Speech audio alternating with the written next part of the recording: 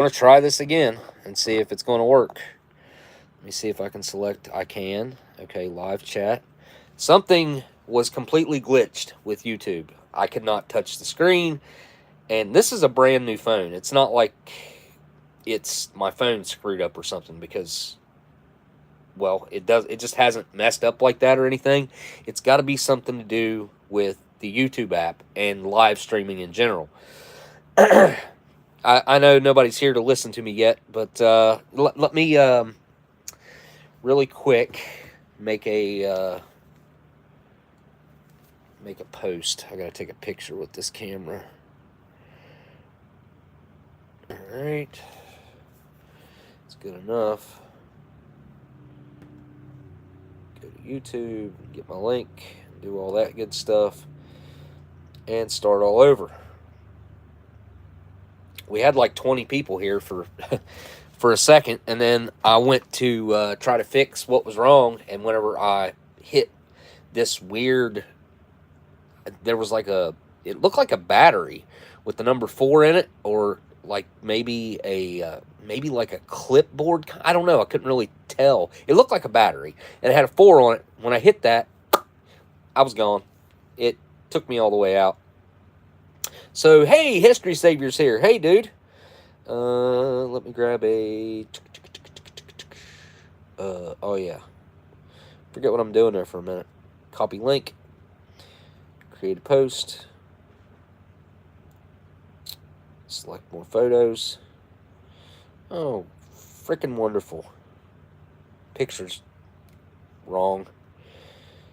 It's not oriented correctly. And I'm pretty sure I can't fix that from here. Oh well, I'm just going to have to go with it. Okay.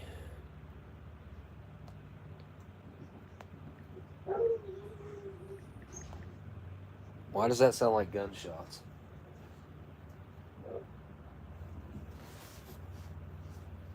Okay, it's probably fireworks. Better be fireworks.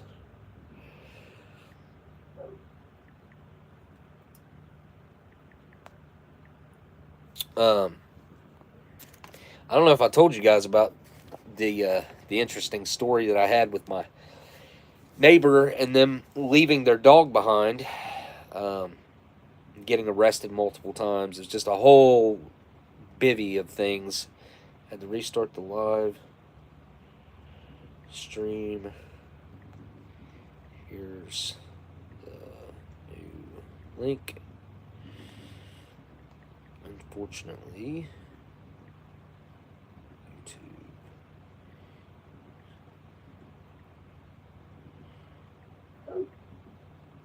And of course, my dog's going to go crazy because of the noise.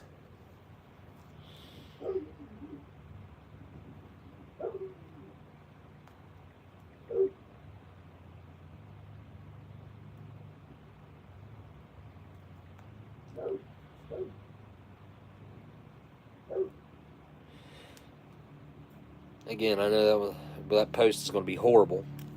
Hey, there is a super chat. Let me go find it. Hey, K-Man's here. Sorry I'm not forgotten about you guys. Been on the road a lot. Love you all. I figure you're probably busy, man. I've been meaning to get with you, dude. I've been crazy busy and also other stuff going on. Anyways, let me go back through what I kind of already went through when I started another stream. I think I got like 7 minutes into that before I tried to switch over to live chat, and then nothing worked. So let's look at what we're doing today, and we'll get into this thing fairly quickly now. I have where to put my stuff. All right. Might have to take just a real quick time out and go get the dog. Right back. All right, that's enough. Stop your barking like that. Okay. As I started the other live stream with this, tonight, I decided to go with one of my favorite U.S. military rations of the modern era. Now, of course, I really like the stuff that came with smokes, because that's really my favorite thing that ever came with military food as a consumable. But if we're talking about the modern era, so in pretty much everybody's opinion, that starts in 1980 with the integration of the retort pouch, of the wet pack of food. Now, before then, it was all cans, and, you know, cans really do leach that metal flavor over into the food when you have to cook the food in the can. And the retort pouch kind of, well, it basically eliminated that problem. So, as far as, like, having what I would consider to be a vintage ration, these and vintage Mill Cold Weathers of this era, like from 2000, well, I guess from really, I don't know, what's 97? I think I've seen a 97. 97 to 04, 05, something like that, when they were this kind of weird bag style. Maybe not. Maybe it was 99 was the first year for the different Mill Cold Weather. But anyway, this food right here, in my personal opinion, this is all just my opinion, is better than the ultra modern stuff that you can get right now. The MREs, the First Strike rations, the Moors, the Humanitarian Daily. I don't care if it's a week old. If it's the production date is a week old. This food right here, this particular food right here, is just better, in my opinion. By the way, thanks again for that super chat, History Saver. You guys go check out his channel. I'm sure there's a link down in my description. If not, it's easy. Type in History Saver 1941. I'm pretty sure there's a link though. And go check out his content and subscribe to his channel. But there's multiple reasons why I like this era of food. I don't know. It just has a cool essence about it. I know that sounds weird, but there's just something cool about the packaging. The food itself is different. It's stuff they don't make anymore a lot of times, or it's stuff that is extremely rare to find, which I don't think they even make, like the chocolate-covered cookies anymore. But these came with the bars, the cookie bars, the granola bar. There was a... What was the other one that I was trying to think of? It's dang, I can't remember what it is. There's another weird bar that they do not make, and they don't put in the Food Packet Survival General Purpose, which is the only place that you can find those bars now today. I don't know really why they stopped making them. They're one of my favorite things to find in a vintage ration. The old corned beef hash, menu number 2. Spaghetti had it. Omelet with ham. And 95, 96 it changed. I think that's when it changed over to spaghetti. I can't remember. From there was only 2 menus that it came in. So I really love those bars. They're legit one of my favorite things to find in a ration, and every single one of these LRPs will have one of those compressed bars in it of some flavor. Oh, shortbread's one of them, and then there was another one that I was trying to think of. Anybody in the comments tell me what the other bar is that I'm trying to think of. There was granola, oatmeal, shortbread, not the chocolate chip, because I don't think that ever came in an LRP. That was only in the Food Packet Survival General Purpose. Dang it. Can't believe I can't remember this. My brand. I was thinking multigrain. Yes. That's it, CT. The brand. Yes. I think that's it. You know what? Maybe I'm wrong. I'm pretty sure it was brand, though. Or was it? I don't know. I've only had a couple of them myself.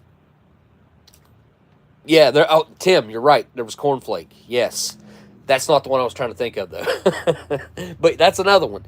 Yeah, there was a bunch of different compressed bars. Like I said, the chocolate chip one, I'm pretty sure the only thing that ever came in is the food packet survival general purpose.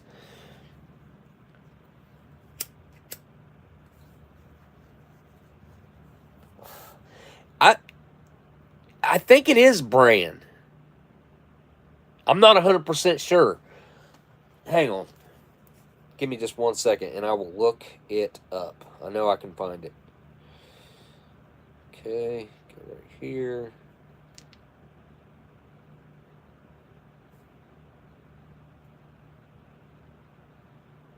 Oh, crap. Here, I'll turn the camera around so you guys can look at my ugly mug while I'm looking this up.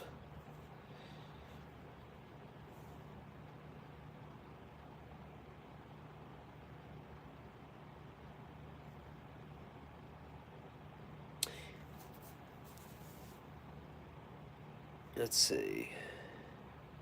Yes, it was called the Bran Flake Bar. Yes. Yes. 100%. Bran Flake Bar is what it was labeled as, and it could be in here. I don't know. I don't know what comes in this menu. I've actually never had this era of beef and rice. I have had much older beef and rice. I've had it out of the I had one of the, or two, maybe one or two, of the green plastic, like the really dark green, and then there was like a light green. I've had beef and rice in those two LRP eras, and then I had a beef and rice out of one of the paper bags, which was like a kind of weird transitional bag style after the canvas. And then I've had a canvas. As a matter of fact, weirdly enough, I saved some beef and rice in a container right here. Some freeze-dried beef and rice out of like a 68, 67 to 71, somewhere in that range. Might have been 70. Beef and rice. So, it's just weird that I have that right there. We'll be AFK. Away from... What's AFK mean? AFK?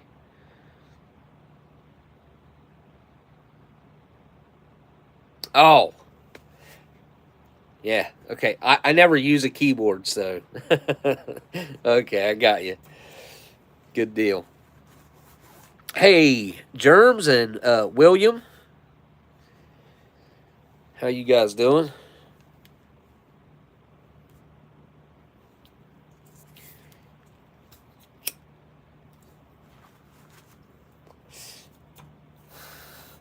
So the only thing about a long-range patrol that I guess you could distinguish as being different from a meal cold weather is that these were designed to be sometimes used as a single meal, reduced calorie, 24-hour diet. Like, so you would only get one of these for your whole day. Now, that was not ideal. Ideally, if you were in a long-range patrol situation, they'd try to give you at least two of these to last you for the whole day. But that is why there are 2 toilet papers contained in a long-range patrol. Oh, sorry, man. I've got to quit myself, dude. I've really got to quit. I keep saying that. I keep telling myself that, and stuff keeps happening. So, yesterday my son had surgery, and he was scared to death going in anyway, but they went to put him under anesthesia, and it barely worked. Like, he was only out for a very short period of time, enough for them to get started though. And then he woke up. And I guess he woke up fighting. I guess woke up swinging. He says he doesn't remember any of it. um, so immediately they tried to put him back under, and because he was fighting, couldn't get it into his vein or whatever, and then they ended up putting an IV in him, and they did knock him out again, but he came right back out of it again, which is very odd. I've actually never heard of anybody having this exact type of reaction and problem with anesthesia like this. So I mean, he's certainly traumatized. I don't know. It's been a weird past couple days. I know, dude. I hear you. I've been under the knife way more times than I ever dreamed that I would be. Like, before I had my leg cut off, I never... You just never think it's going to happen to you. You know what I'm saying? That everybody thinks and feels that way until it does, until something happens. And then after it happened to me, which was horrible, just trying to get in for the first surgery, because, well, just trying to get off the river. They delayed that so much that I laid out there for about 4 hours. It was bad, with zero pain medication, with zero help, really. I mean, they came out there and cut my clothes off of me. I laid there butt naked with a emergency blanket, a stupid space blanket, was all I had. And I laid out there like that for about 3 hours and 15 minutes of that. So,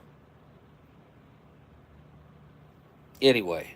And then once I got to the hospital, I'm like begging them to knock me out. Like, you got to do something, dude. You got to give me something. Because, anyway, I wasn't worried about it at that point. It never entered my mind. But after, everything calmed down, and then I started going in for other surgeries, it became a very huge... There are two fears. One is waking up dirty, of course. Two is not waking up at all. Those are my two largest fears. And I'm going to have to go back under at least once more for my leg. At least once. And I hope it's only one more time. But, yeah. It's... I don't know. He's got stuff going on, and I don't even know what to tell him, honestly. I've done what I can do for him. They didn't even give him any pain medication, which is... Look, I get it. People are addicts, and it's a problem and all that, but at the same time, in a situation like this, when you know that someone's just been through this trauma and has all this pain, that's what they're for. That's what those drugs are for. Don't give them enough to abuse them, whatever. Just give them enough to help them. They wouldn't even do that. So, I don't know. I'm not happy with that whole situation. Oh, time out, guys. I got to go get Minnie. I can hear her out there clawing on the door. Come on, Minnie. Come on. Come on, baby. Come on. Get. Come on. Minnie, come on, hurry up. Hurry up, honey. Come on. Come on. You can do it. Come on, Minnie. Minnie. Come on.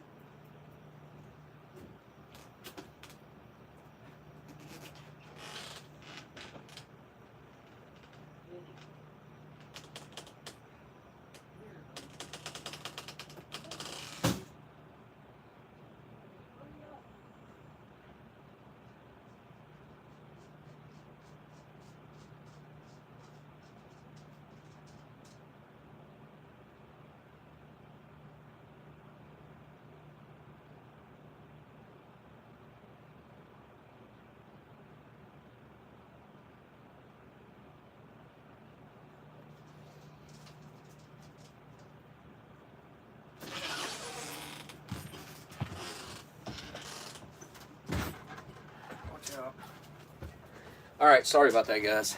She ran away from me. She wanted in, then when I got out there, she ran away from me. Okay. Whew. Okay. Now, I'll get back into what else was going on earlier this week. And then I'll show you, I think I got a short video transferred over to my phone that I can show you guys about something else that's been happening this week. It's happened multiple times, actually, in the past week.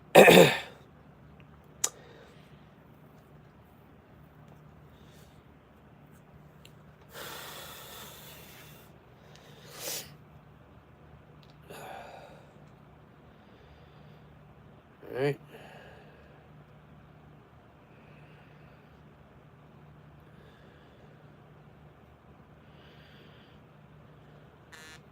Jesus. Could this be any freaking slower?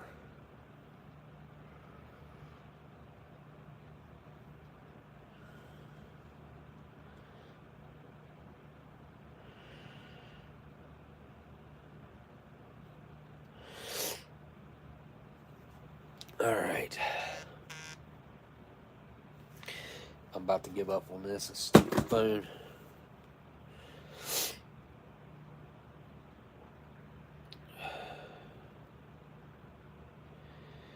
Yeah.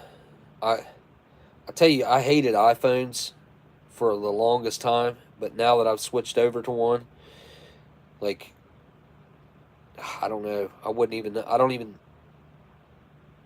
Wouldn't even consider going back now that I've used an iPhone for a while.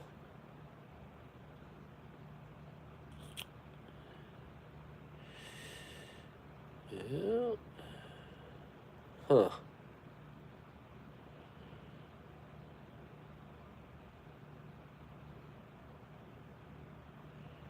How about that?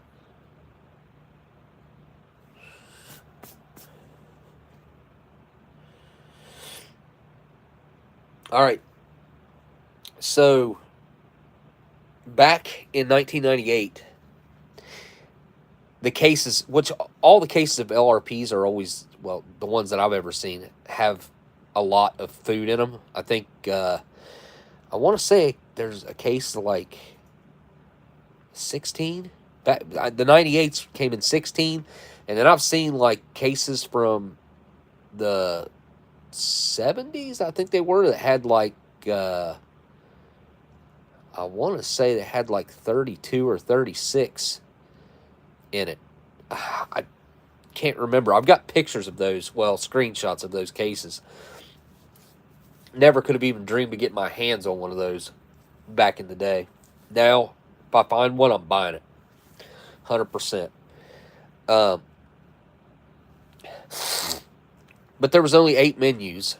There was 16 in a case, but you got 2 of each menu back in 98. They ran about 1,600 calories.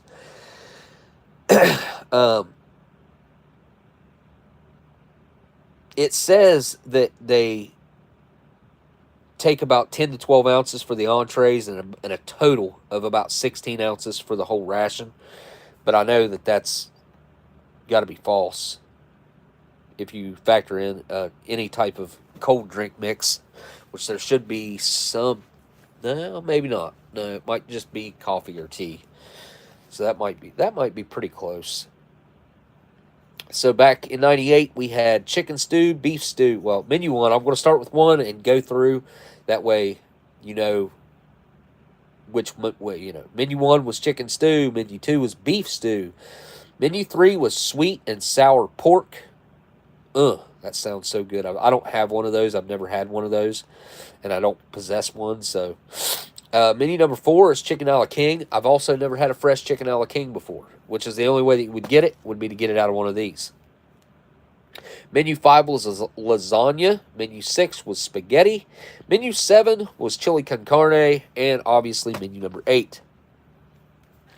All right. Well, I think that's enough talking and stuff like that. It's time to get into it. Hang on. I'm not going to be able to taste anything if I don't get my nose cleared up. Hey, Diddy.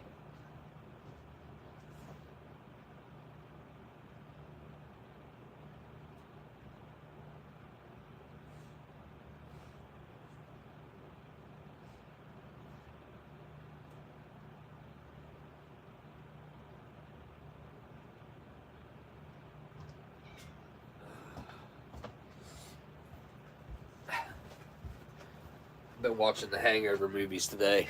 I freaking love those movies. They're so good. All right, let me get my little razor blade out here. Hopefully I still got that in my pocket, because for some reason I'm thinking I might have lost it. Son of a gun. Huh. Check the other pocket. Dang. Man. I'll bet that I lost it yesterday whenever I was at Speedway. I took money out of my pocket. Alright. Well, I don't want to screw this bag up. Let me go grab one. Instead of using my pocket knife, which probably won't cut it the way I want it to.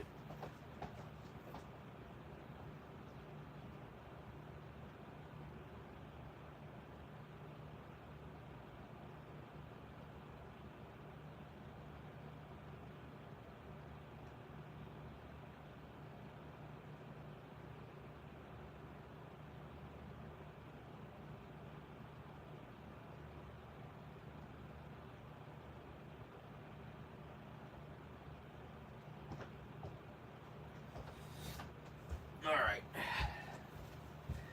I'm gonna have to heat my water up in the stinking microwave too. I don't think I've ever used this one.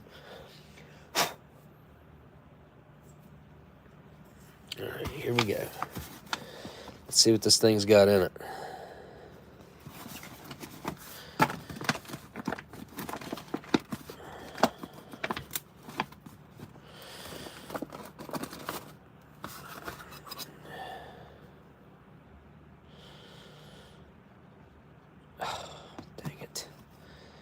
Exactly what I was afraid of.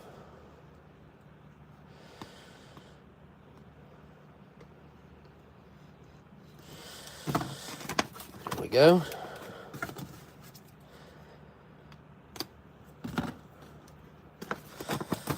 Look at that. Just a bag of goodness. Vintage 90s goodness. Now, if anybody out there happens to come across this video, hopefully I'm early enough in it, or they skip to this part, whatever. If you used these while you were in the service, while these were actually in circulation, I'd love to talk to you. I'd love to know when you had them, and I'd like to ask some other questions about, like, the condition and how things were. I've got questions about the coffee. This is the era of the red Taster's Choice, and we've all seen what that's done over time. I wonder when that started. I wonder if that was something that happened really early on. If guys were opening packets of coffee back in, let's say, 2002, 2003, right after 9/11, and they were sending guys overseas, and they might have been using these things at that point in time, is kind of what I'm thinking. But if you happen to see this and you use these while you were in this particular era, the 98 era, I assume this is a 98. That's the only date I've ever seen on this style, but I guess it's possible. Yeah, see, yeah, yes, I've thought the same thing, that it's a separation. It's the caffeine crystals have separated, but at the same time, like, it's super furry. I've seen some that were like really furry and look like mold. So I'm not sure, like, what if it's just the separation of the caffeine, or if there's some sort of mold going on there. I'd love to have the testing done myself, because I've been fascinated with this particular problem for a long time, and I'd love to get the answers. So yeah, I would like to have that actually tested in some sort of lab. I don't even know where I'd send that off to, but somebody should be able to check it out. All right. Look at that. It's just, I can just tell by looking at it, I'm going to love every single thing that I touch in here. By the way, I'm pretty sure that I got this particular meal right here from Saltycroccollectibles a few years ago at least. I mean, it's probably been at least 3 years, 2-3 years, maybe longer. that long ago since I got this from him. So big shout out to Saltycroccollectibles. He's on eBay. He sells rations and other things on there. Highly recommend checking him out. And I'm pretty sure you can just search for Saltycroccollectibles. It's all one word. Actually, I should have a sticker or something. Here I do, right here. Boom. Right there. Saltycroccollectibles. Yeah, Vince is a really, really cool dude. I've loved dealing with him over the years, and he sent me some really cool stuff over the years that he says he's picked up in flea markets and stuff like that. As a matter of fact, like, this is one of my newer prized possessions that he actually sent me right here. This pack of presidential smokes. Super stoked about having these. All right. They got some that say Air Force One on them, too. Some of those packs that say Air Force One. I got to get my hands on a pack of those.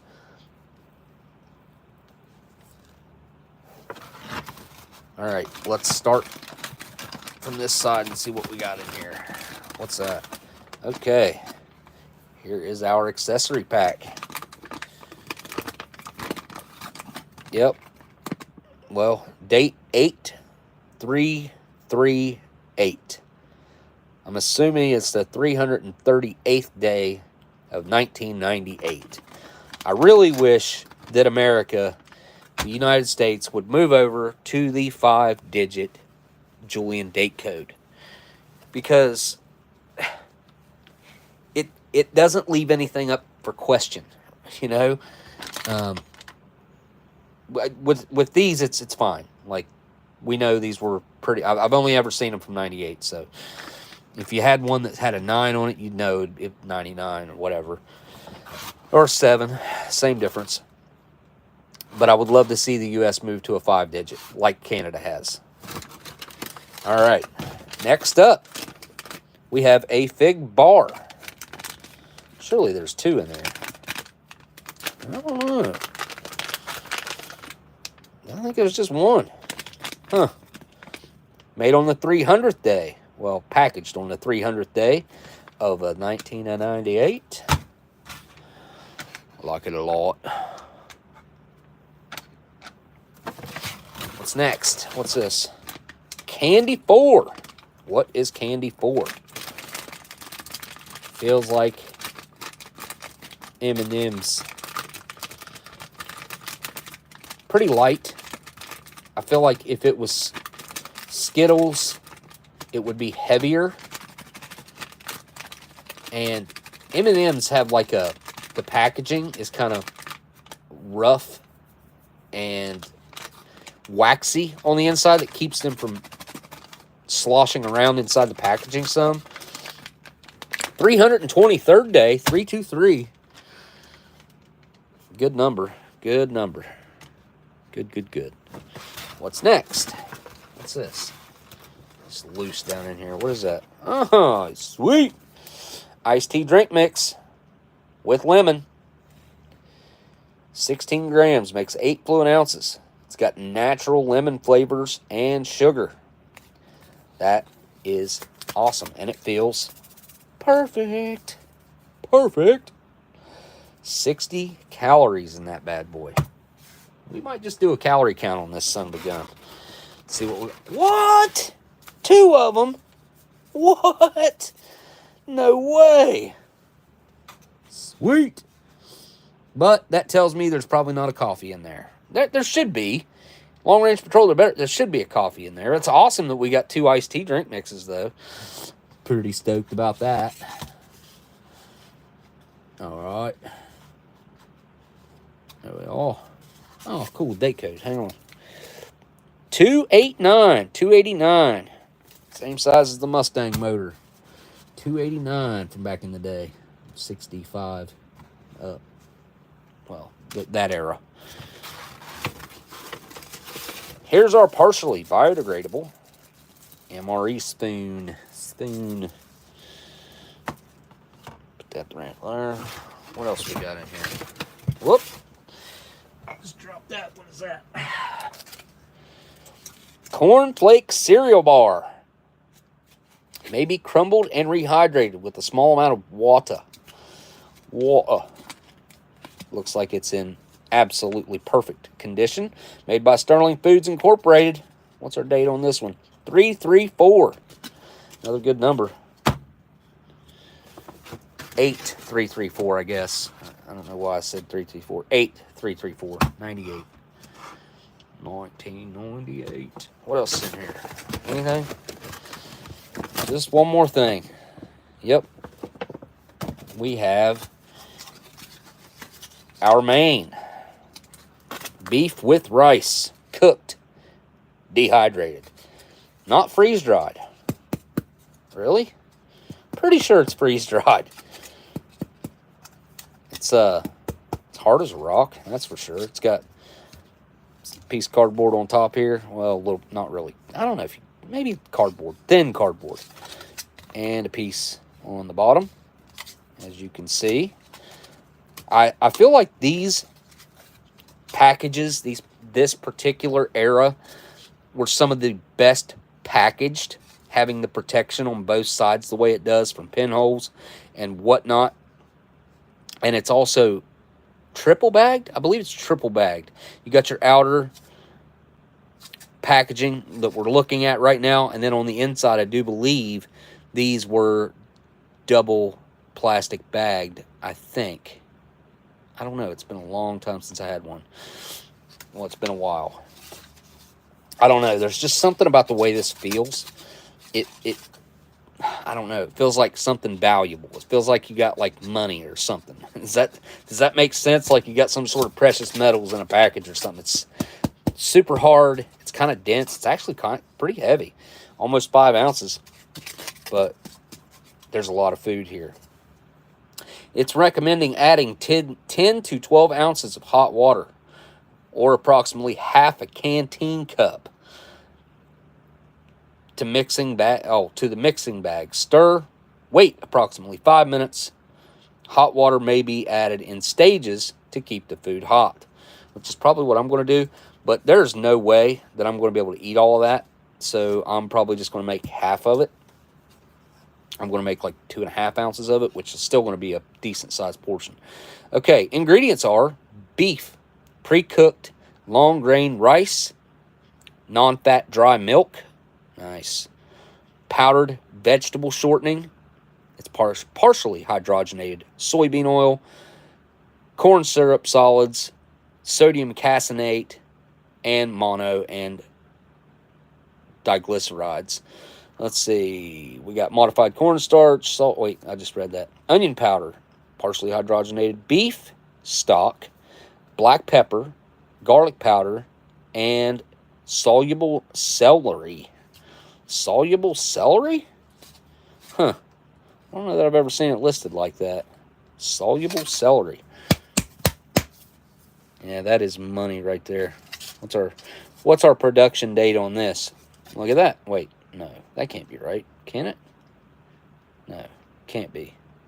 Something ain't right here.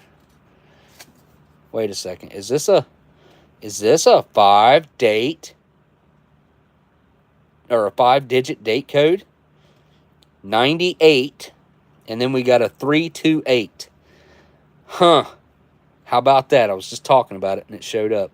19 and 98, the 328th day. Very cool.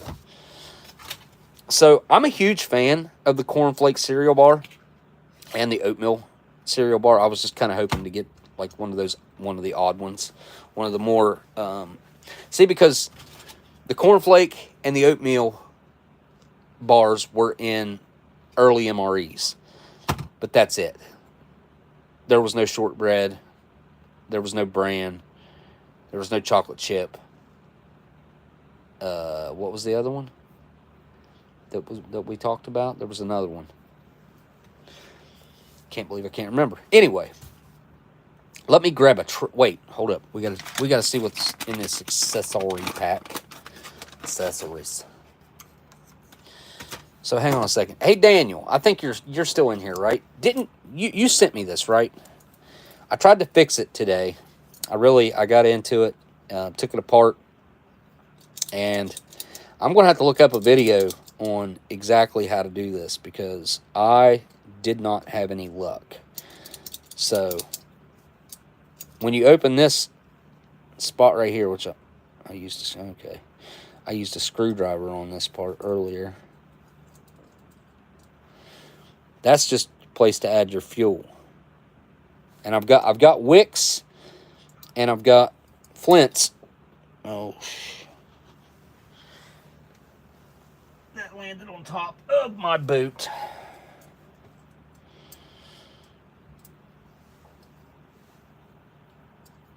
There we go. All right.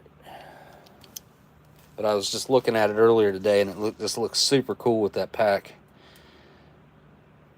Really dig it.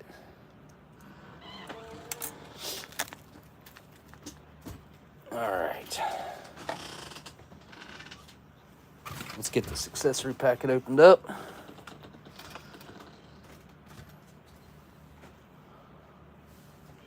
Time out.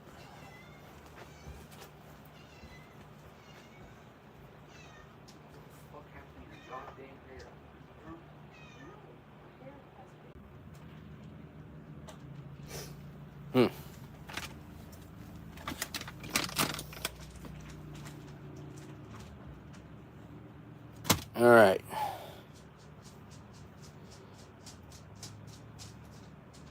Totally lost the connection there.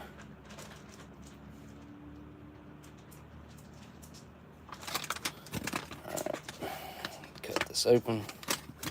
Let's see what we got in here. Oh, we did get one. Look at that. And it feels like it's okay. I'll be shocked if it is. We'll see.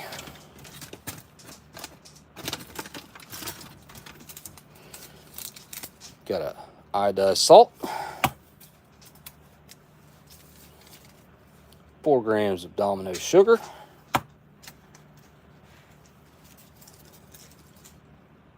Cream substitute dry non-dairy.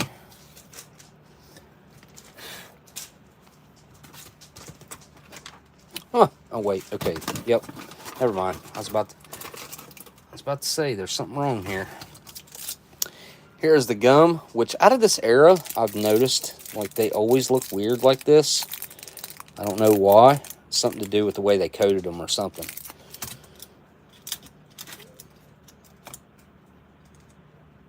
Even in, like, the ones that I've had come out of the 99 MREs, I got 2 cases of those, A and B. The 97s that I had, they all look like that. We got a pack of matches here. It's got a little bit of a weird defect on it right there. White tip, black matches. Strike on back.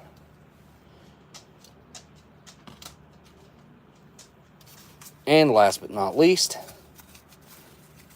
2 packs of butt ration. There we go.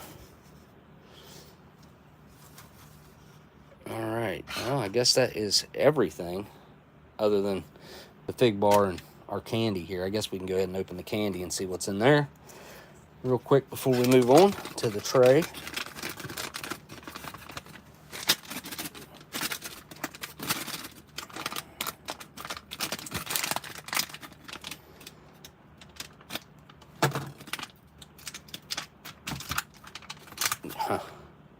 It's exactly what I could just tell by the way they felt. Wow. Look at that. What a well-preserved collector's edition Millennium Watch Offer pack. I have one of these packages, but it's empty. It's a flat pack. Dang, that's super cool. What's it say? But it's not time to celebrate. Just watch me.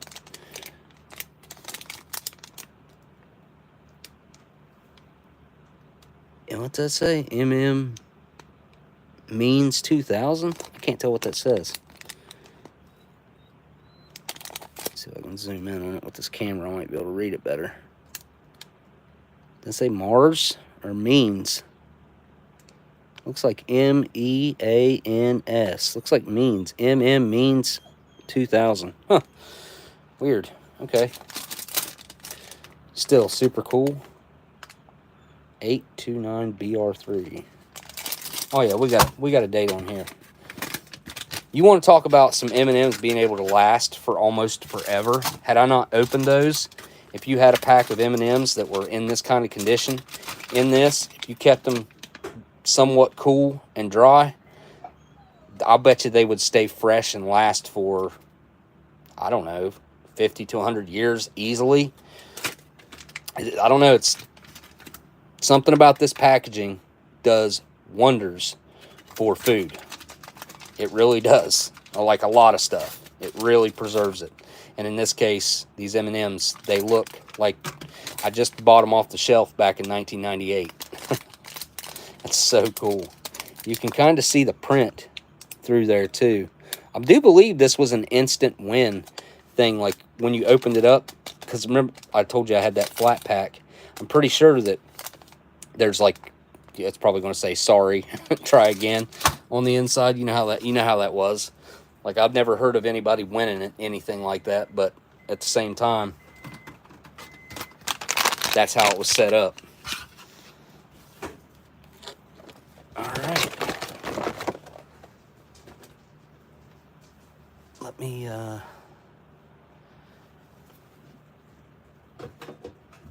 grab the tray here.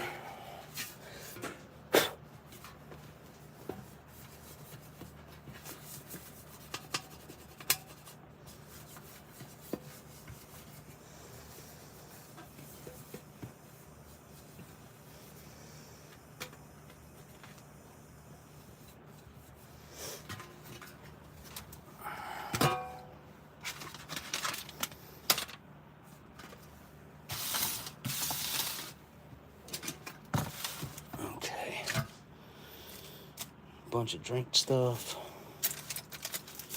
salt, toilet papers, so I'm gonna need those, cookie bar, M&Ms, our tea, we got an extra tea, and our coffee. All right, that's what I got left over is the toilet papers. Guess I can lay them out right there.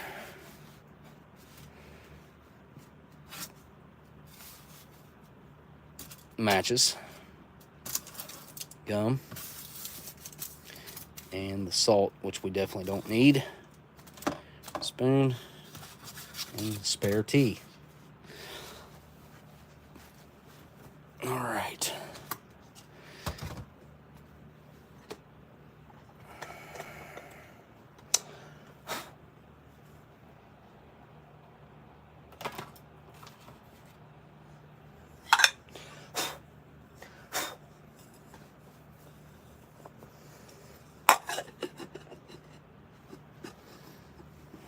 See if that's gonna work.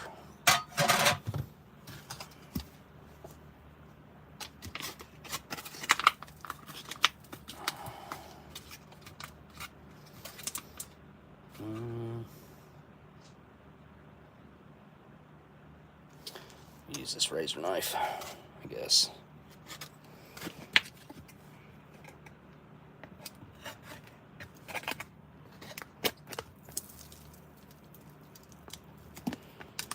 That air just released there, that's for sure.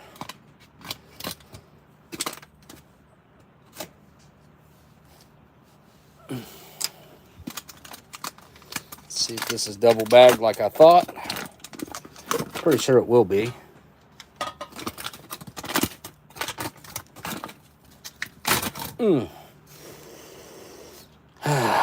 Absolutely no smell whatsoever to that, which is exactly what you want to find. Okay. So there is our locking piece of cardboard. It's got a piece of tape on it.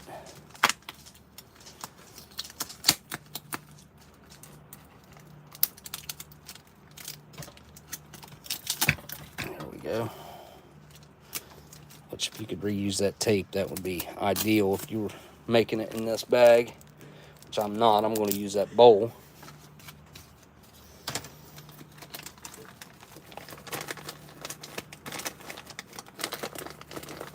Wait a second. Is it up? Oh, yeah, that's right. Look at that. It is double bagged, just like I thought. Nice.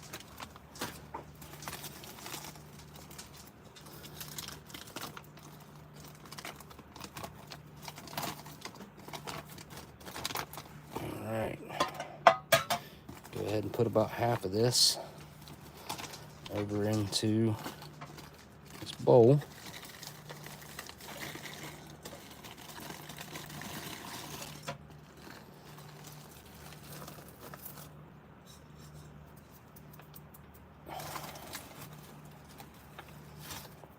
Fall apart on me.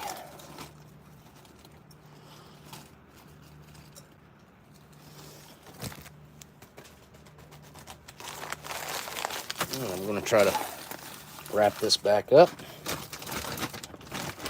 and I will have a meal for another night, because I can tell you from the fact that there's zero smell from it, the way it looks and everything else. Then you use this, poke up through there, and pull it through, and that keeps the heat in, which it would ideally be on the other side like that, and double bag it, and that keeps all your heat in. Really cool. Put it back in its original bag here, and I've got to get some water heated up, and I'll be right back. Before I go, I really want to try a bite of this beef and rice.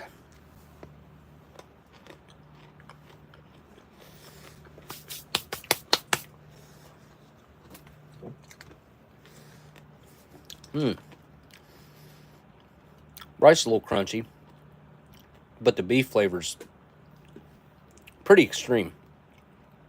Very savory. The only thing is, I wish there was a little more texture to it, because it's more of a beef powder than it is like actual beef. All right, let me go get this heated up. I'll be right back.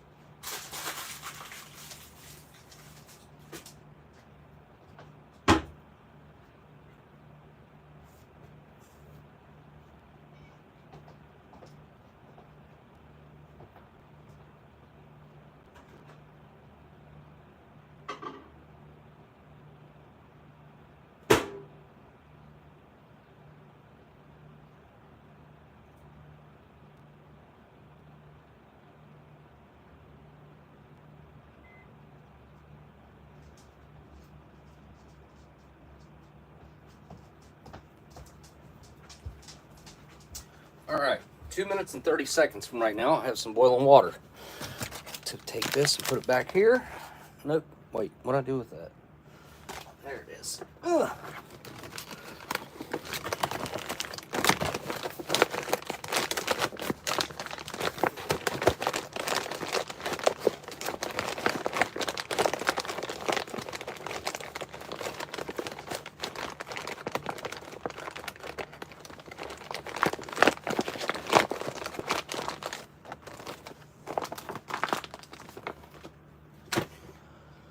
Oh.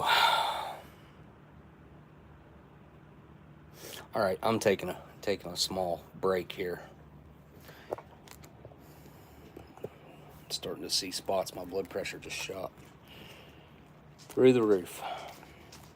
So I'm going to have one of these non-filters.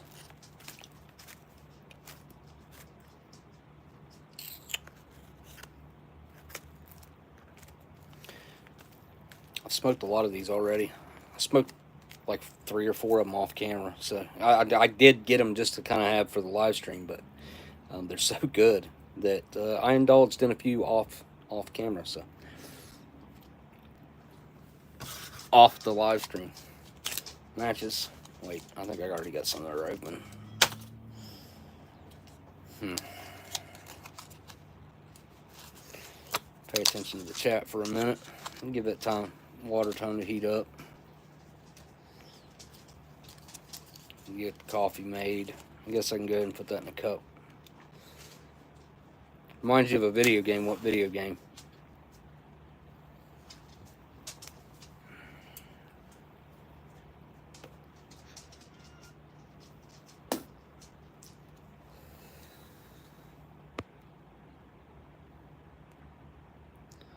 What'd you say? There's a new channel. Started watching two actually, by the same guy. Post 10 and New England Wildlife. I've watched the New England Wildlife guy. Wait, no, hang on a second. Yeah. I think I have. I was thinking of the Wrangler guy, but New England Wildlife and more. He's also eating some old stuff like Smokey did on Eating History. Wait.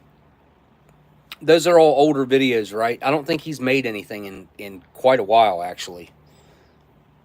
I haven't seen any of his content in, man, it's probably been a couple years. I'll look it up real quick. Oops. But yeah, I was watching, like, he was getting things under a microscope. I remember now. I remember what channel you're talking about.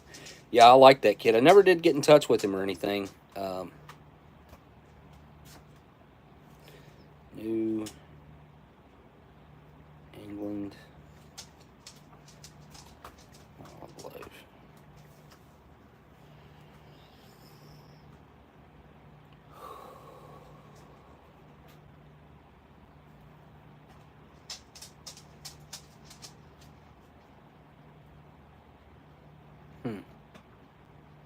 Is he making videos about dog food? What the heck?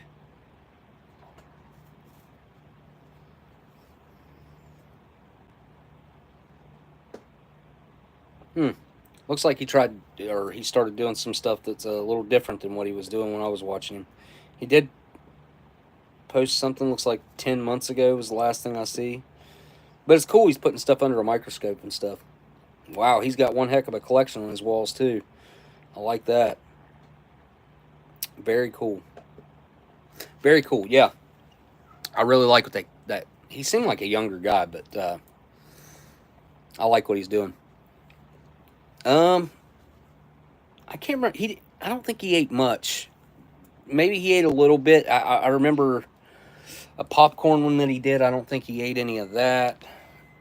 Maybe he is eating it now, though. It sounded like he said he was eating it. He is fixing up like some old... oh, yeah, he did popcorn with a bunch of different flavors. Looks like he's got some Nest, but I don't know. I don't know if he's eating it or if he just opens it and kind of looks at it, throws it away.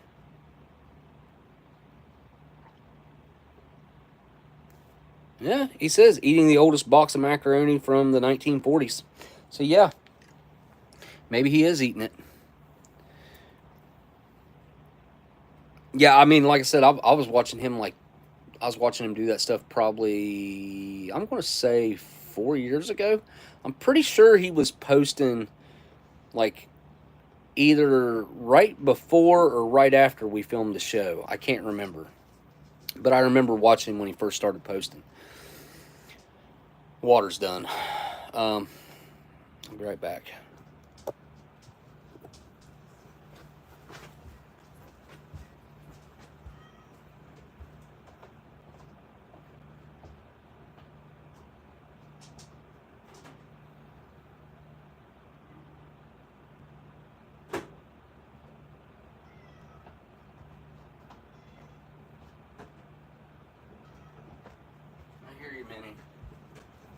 We're gonna have to wait.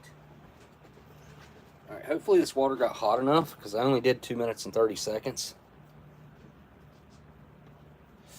I think it did, but there's bubbles on the side of the, and it's steaming. All right, so half of it should take about 5 ounces roughly. And right now I'm at 2 cups, so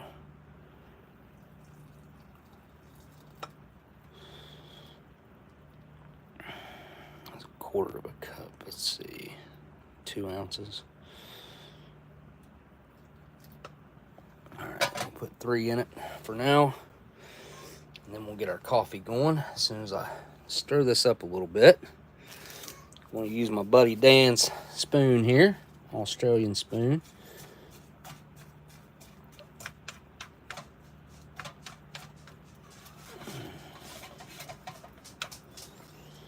Probably going to need a little more water, huh? Just a little bit. There's some chunks of beef in there I'm seeing. Cool. Last time I had it, it was nothing but powder. But a lot of that does powder down into like a beef stock.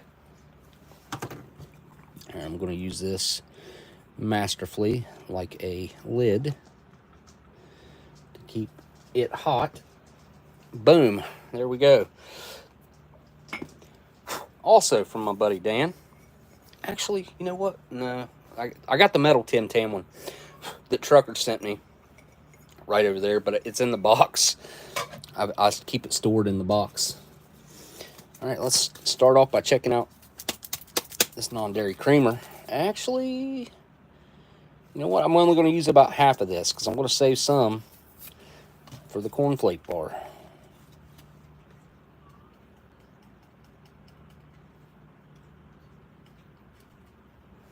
Alright, saving the rest for that. Sugar,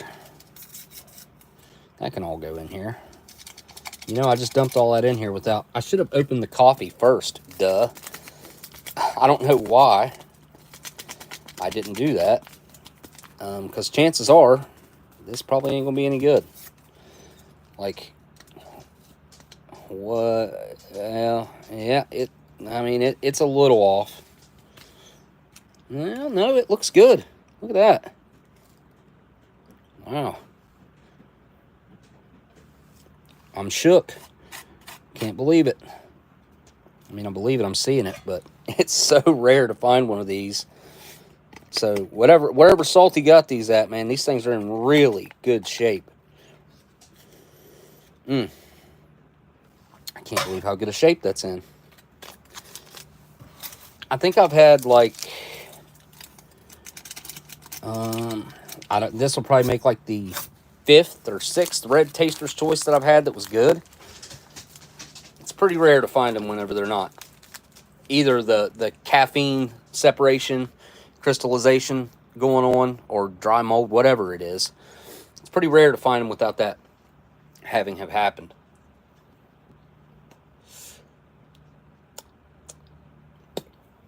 Alright, I'm going to put this smoke out for now. Alright.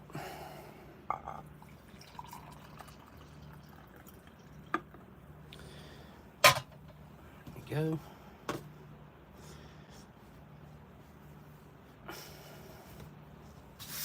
Of course, I got to put a brand new board down and I screwed that up. Well, that looks pretty wild. I almost want to leave it that way. Looks pretty cool. I am going to leave it that way for now. Set it right there. Let's check out our fig bar.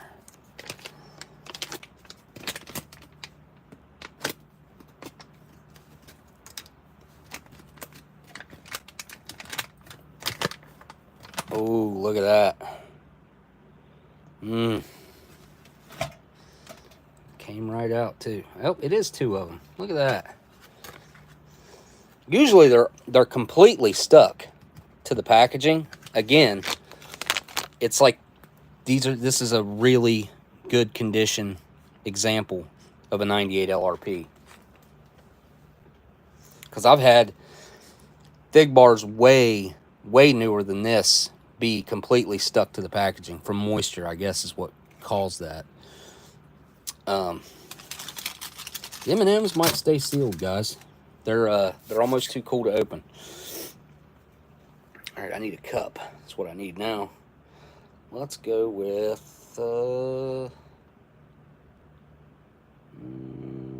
you know what? I just heard Pink Floyd, The Wall. All in all, we're just a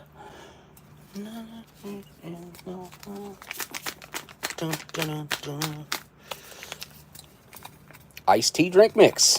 Now you can make this hot, and it's actually really good. I almost recommend it hot just because it really brings the lemon out. But seems how we already got coffee. Yeah, that's not opening right. Look at that.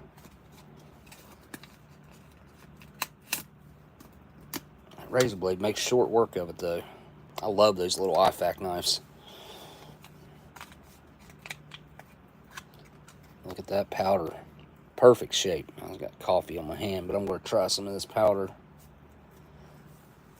raw.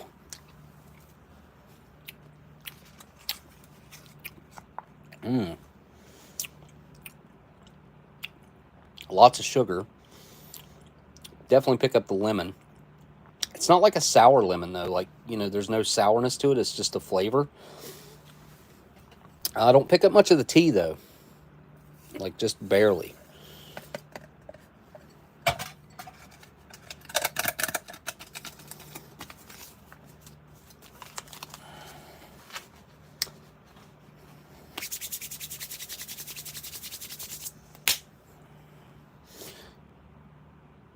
Water. I'm a little bit lost right now, I'm not gonna lie. Oh, all right. Calls for 8 ounces.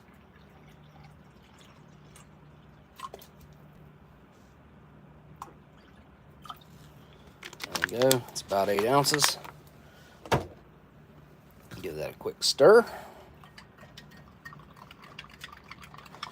Because that real sugar doesn't like to dissolve if you just leave it set. I mean, it will. But you're a lot better to stir it off, or stir it up before you leave it set.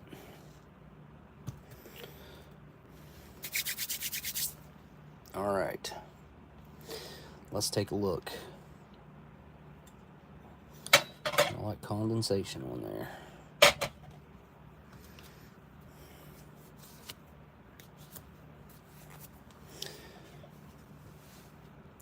Mix it up some.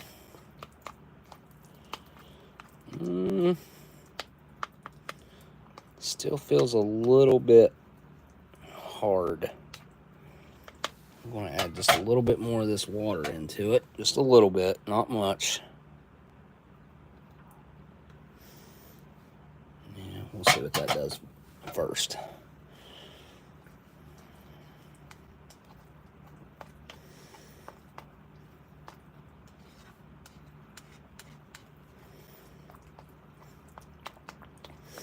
You know, this is going to be a preference thing as far as the consistency of it goes. If you want it to be super thick, obviously less water, and the hotter the better, because this rice being, I don't know, if maybe the rice is dehydrated. The beef's definitely got to be freeze-dried, right?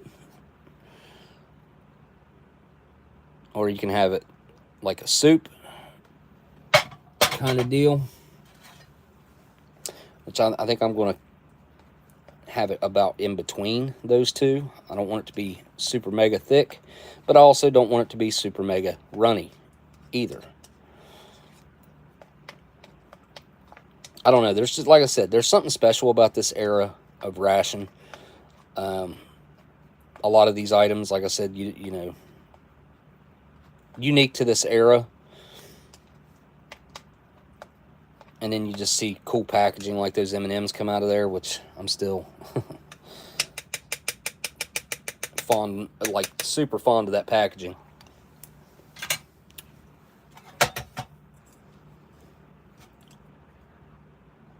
It's almost got like a creaminess to it. Is there milk in that? Did we read the ingredients list? I don't remember if it said that there was milk in it. I don't think so. Beef, pre-cooked, long grain rice. Oh, non-fat dry milk. Huh. Okay, so that's way up there on the ingredients list. The third ingredient, I think. It's beef, rice, then milk. The non-fat dry milk, so. Huh. Milky Maine. Let's take a look at our cornflake bar.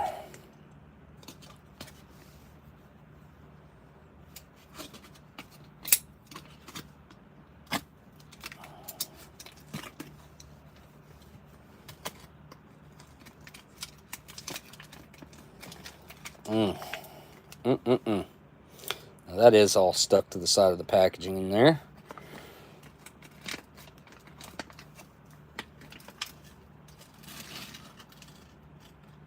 Look at that glossy goodness.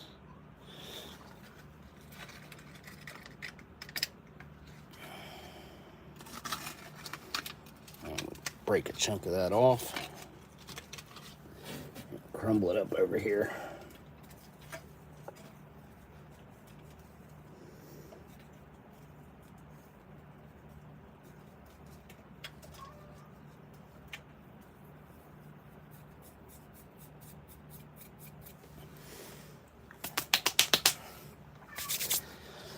Oh, my cat. Minnie.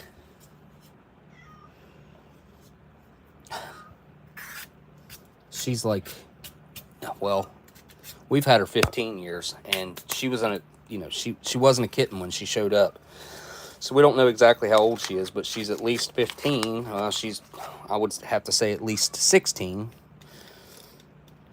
Add some of this non-fat dry creamer here.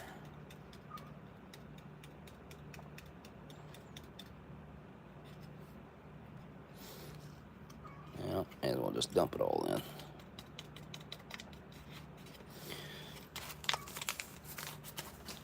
And add a little bit of our warm water.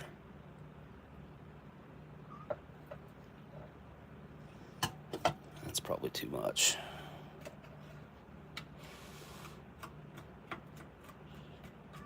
Might have to put some more of the bar in there to soak that up. Some more.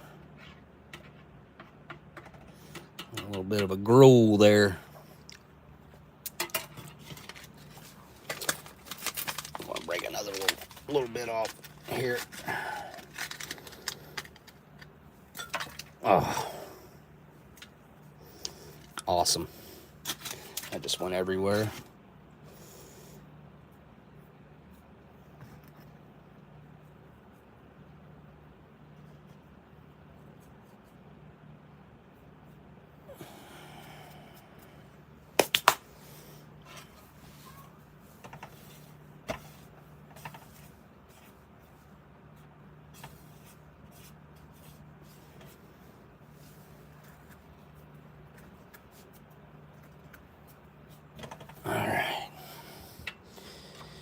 Now that looks about right. Looking good.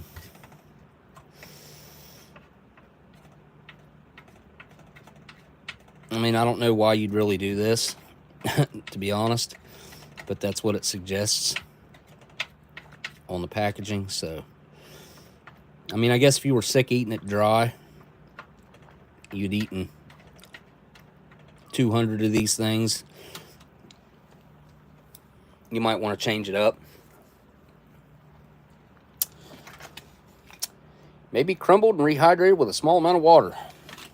Well, the creamer Just kind of made sense to me to add to it. All right, let's dig in and see. Oh, man, my fingers are greasy from the cornflakes.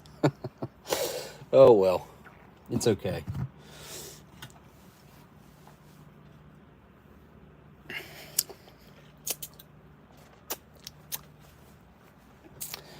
All right. Guess I got a little piece of cornflake in there. Let's give this a try. I tried it dry already, so I'm pretty confident that it's fully edible. So I'm just going to dig in with a full spoonful. And 25-year-old beef and rice down the hatch.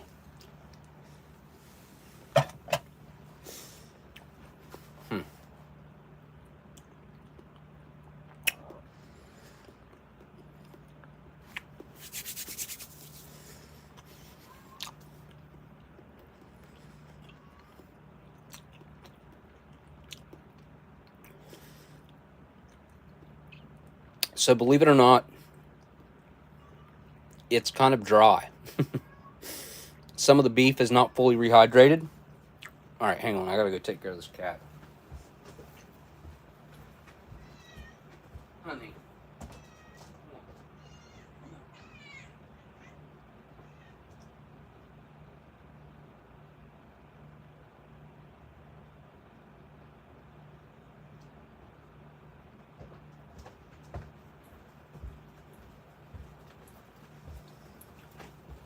Okay.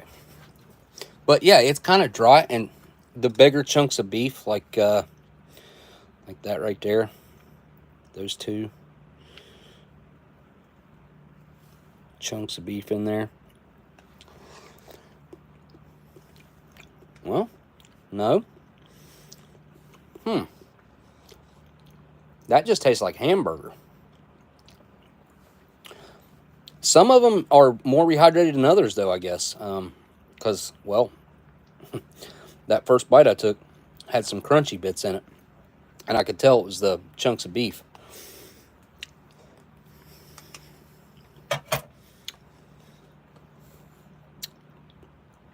It's salty. Where I have cut all salt out of my diet, it definitely comes off as salty to me.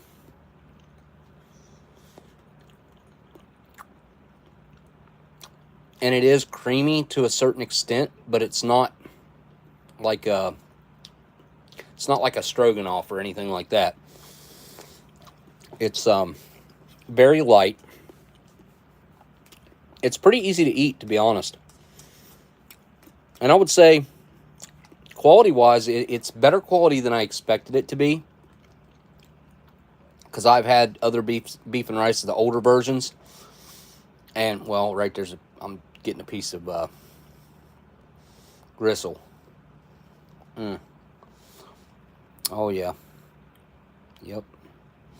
I ain't eating that. Anyway, the older ones, the quality, you could just tell the quality wasn't this caliber. I wouldn't say this is the best by any stretch of the word as far as the quality of meat, but it's pretty average. And for a military meal, that's not bad. And I would be ecstatic to have this over an MRE of this era. This is, well, you got to think, too, there'd be a lot more food here, too, if I'd have made the whole main. I don't want to waste it. I know I can't eat the whole thing. It would kill me with the sodium anyway. There's no nutritional facts on this, but... And freeze-dried food typically is way better with the sodium levels and things than your typical retort pouch food. But it's pretty salty. The rice, surprisingly, has rehydrated quite well. I mean, I would call it like al dente. It's got a little bit of a... Yeah, I think it's actually probably more like 2.5, 3 by today's standards. servings wise. I'd say it's probably it's at least 2 servings by today's standards, if not more. It's almost 5 ounces if I'm not mistaken, which I'd have to look at the modern Mountain House packs and see what they run on a meal of this equivalent.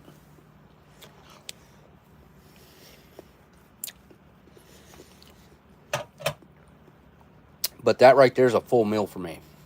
Like, that is plenty.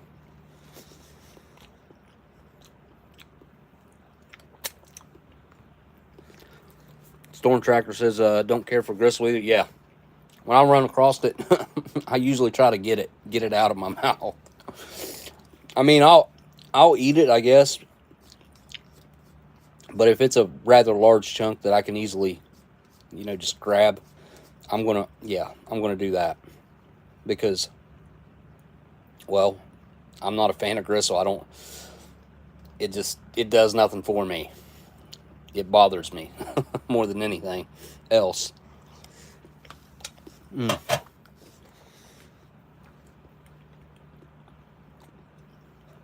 I wouldn't hesitate to feed this to my mom. She'd never know it was 25-year-old food. She'd never, nobody would. I would want it to rehydrate a little bit better than this. And I would want my water to be a little hotter to start out with. But it is extremely tasty. And it is exploding with flavor. I mean, there's a decent amount of onion powder in there. I don't get the celery thing because I don't taste that, but I mean, I assume it's in there. And then you got a really heavy beef stock involved in this. It's really quite good. It's starting to get cold. One more bite.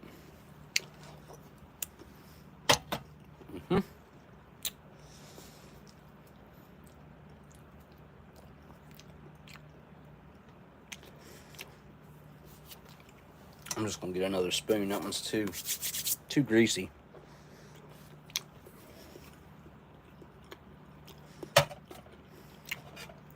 Here's what's happened to that.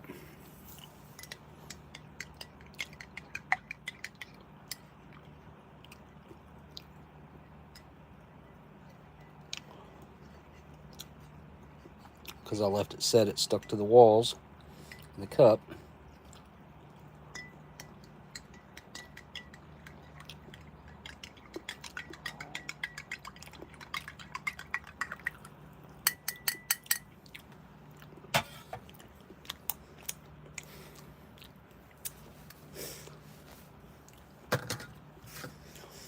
I guess I should probably give this one more stir too. Yep, I felt a little sugar in the bottom. The rest of this is just like a carb explosion. You got sugar,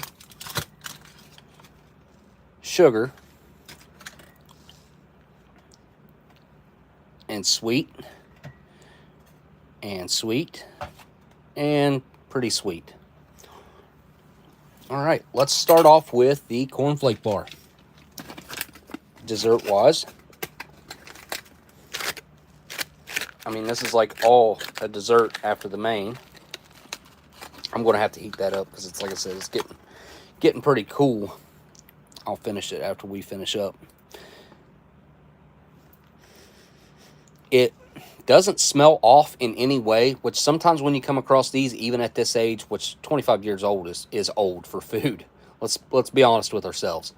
But this has no off smell, no weirdness to it. It just smells slightly sweet and a little, you know, you can smell a little grain to it. I guess it does slightly smell of cornflake. Give it a try.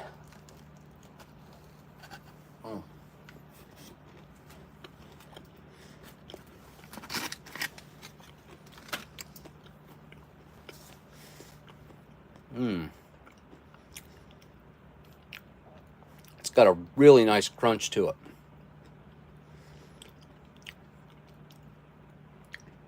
Sweet, buttery, smooth.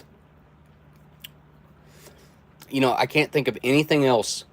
Well, there is nothing else that I could pick up at the store, say, and it tastes like that.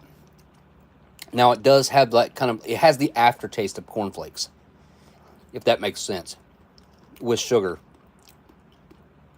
But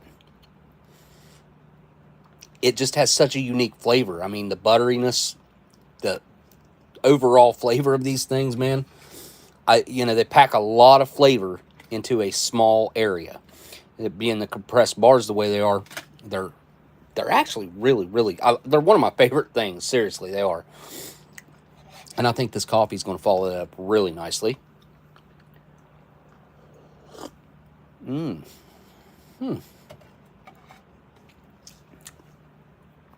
That is a strong coffee. The Red Taster's Choice is a strong coffee. It's got a lot of tannins. So it's got that kind of like, almost like a sour bitterness to it. And kind of like a mouth puckering effect to it. It's a decent coffee. I mean, too bad it never holds up, hardly. All right, it's time to try out this, this little concoction here. So I only put about a third of the cornflake bar into this. It made up a pretty good bit, so it kind of fluffed up a lot with the water. And let's hang on, zoom in on that. Yeah, there it is. Look at that. All right, here we go. Down the hatch. Cold. Real cold. A little bit of crunchiness to it left. Wow. That is, it's like a, I don't know, what would that be like? It's like a, it reminds me of a cheesecake crust is what it reminds me of. Almost like a graham cracker crust. Like that's the texture of it. It's got a slight amount of crunch to it. Great flavor. So good. Creamy.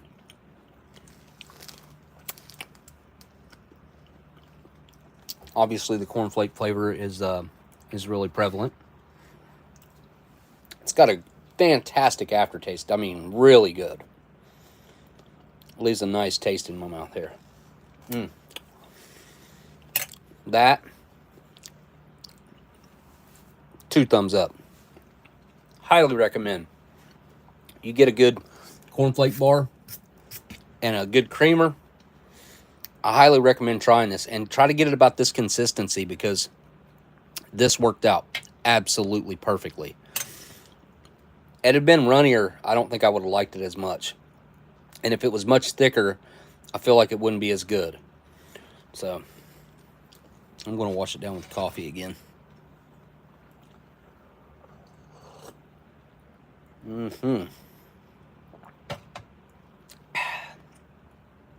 That definitely is a really pretty strong coffee.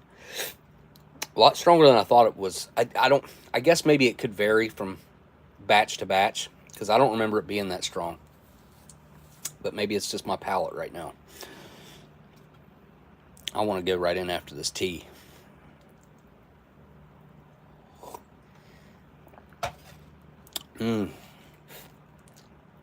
Super refreshing.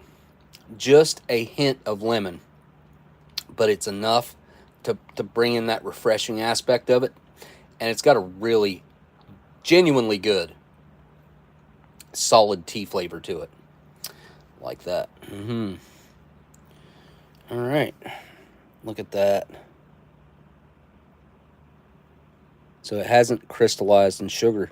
See, usually these things, like the sugar comes out to the end and it's crystallized. Yeah. But it has definitely started to get dark, and it's got that like super smooth, velvety consistency to it. It even smells really fresh, actually.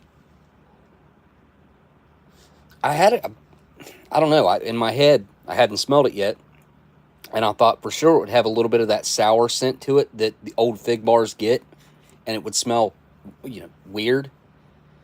But that smells like a fresh Fig Newton. It smells really good, really fruity, actually. And I don't mean in a bad way. I mean just like the fig itself. It just smells like fig, fruity fig. All right, let's give it a try.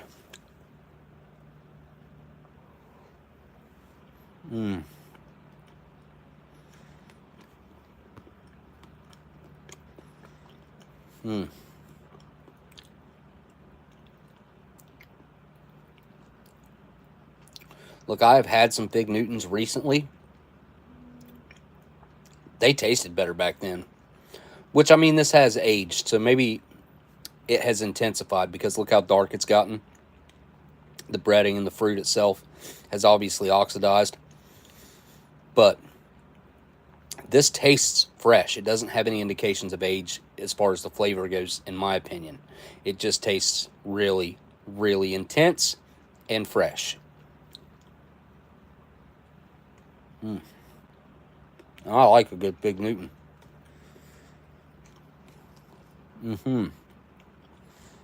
Which I'm sure that's what these are, brand-wise.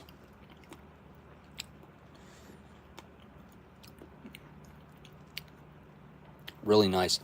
Fig's kind of strange. If you've never had it, it's got a fruity, like initial fruity flavor to it.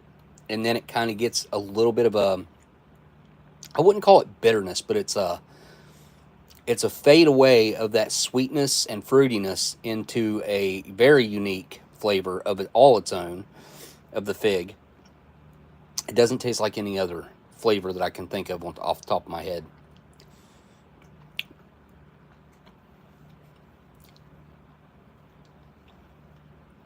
I almost want to say it comes up with like a bitterness at the end.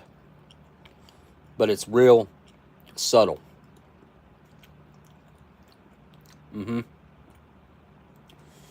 Almost like sometimes there's grapes that you'll eat that aren't like as sweet as you would like for them to be, and they got a little bit of that like dry sourness to them. It's kind of how that follows up a little bit, but it's very subtle, very subtle. That's really good, really good. Hang on, I got to pair this with a little bite of that and see how they mix. On there like a crust or something. Yep, let's try it together.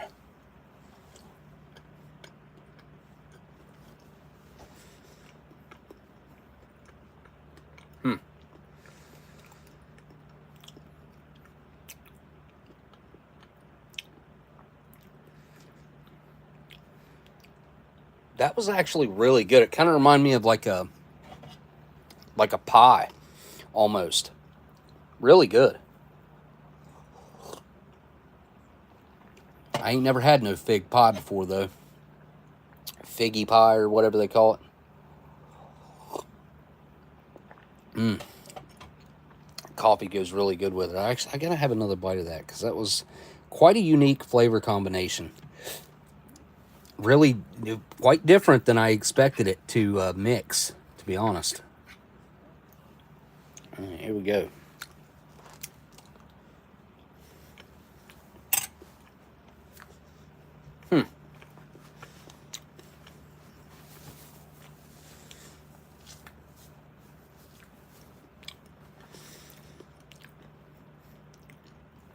This balances this out.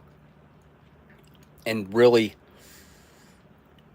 I don't know, those two flavors go really well together. The butteriness and the sweetness over here mixed with like the more tart and tanginess of the fig.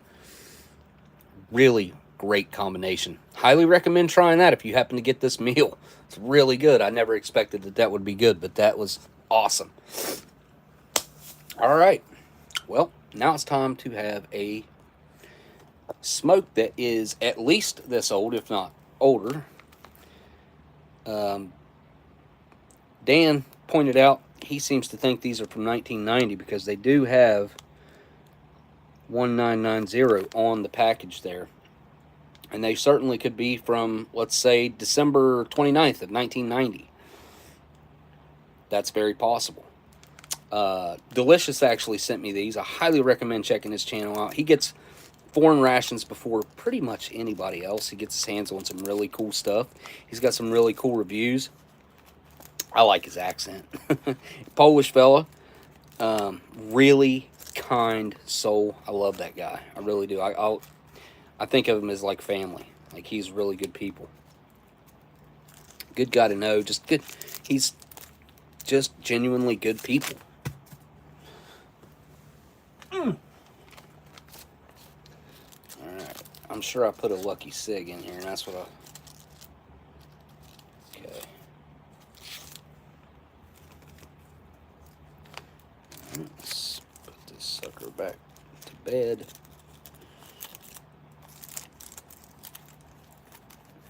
Here.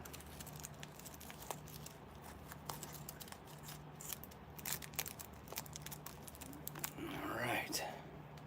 It's been a while since I had one of these. Oh, wow. That is intense. Whoo. Almost has like a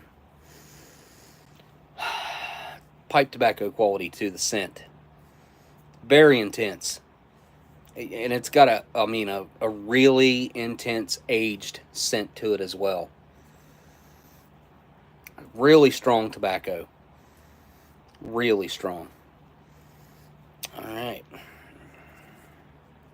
Man, I'm really tempted to smoke this thing upside down because I think I packed these things. Really, I should have packed them the other way. Packed them the way you typically pack a pack of smokes, which is this way. But really, I should have packed them this way to tighten up the end instead of tightening up the tip. It's alright, I'll smoke it the correct way. It's just going to give me some tobacco mouth.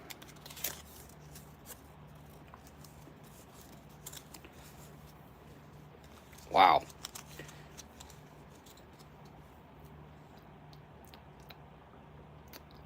I have tasted something like that before.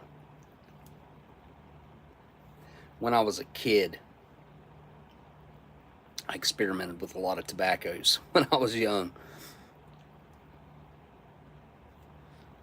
Man, it almost kind of like gives me a little bit of a thought of Copenhagen snuff.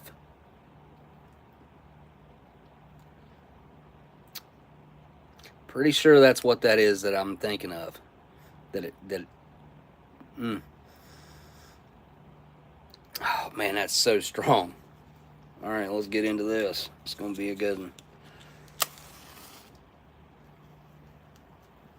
Been a while since I had one of these. Yeah, this is an Italian smoke. That is correct, LC.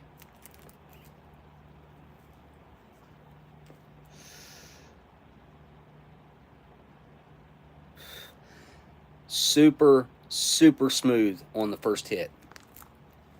And it's at the same time a very intense flavor.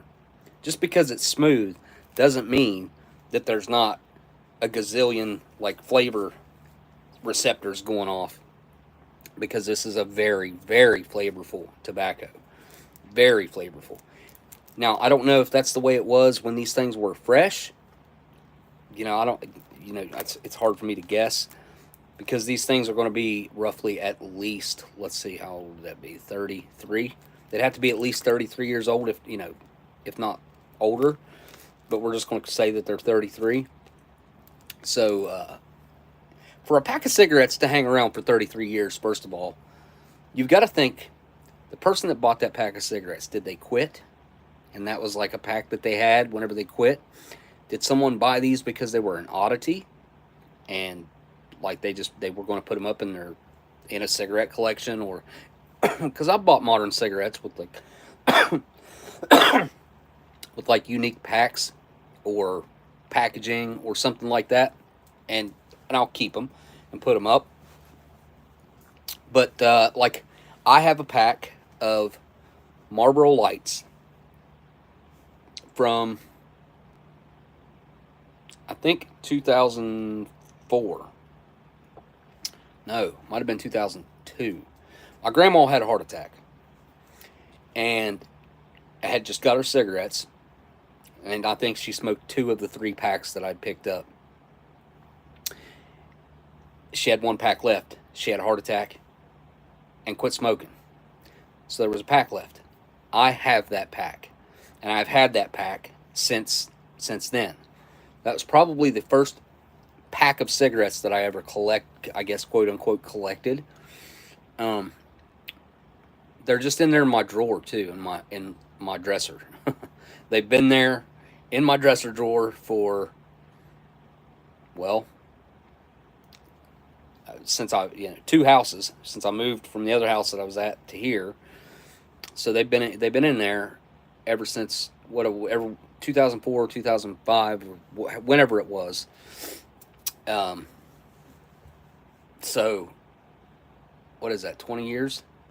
I've almost had that pack of cigarettes 20 years, and I bought them new. So, not for myself. I'd never have smoked Marlboro Lights. Didn't like them when Marlboros were good, and now Marlboros are horrible.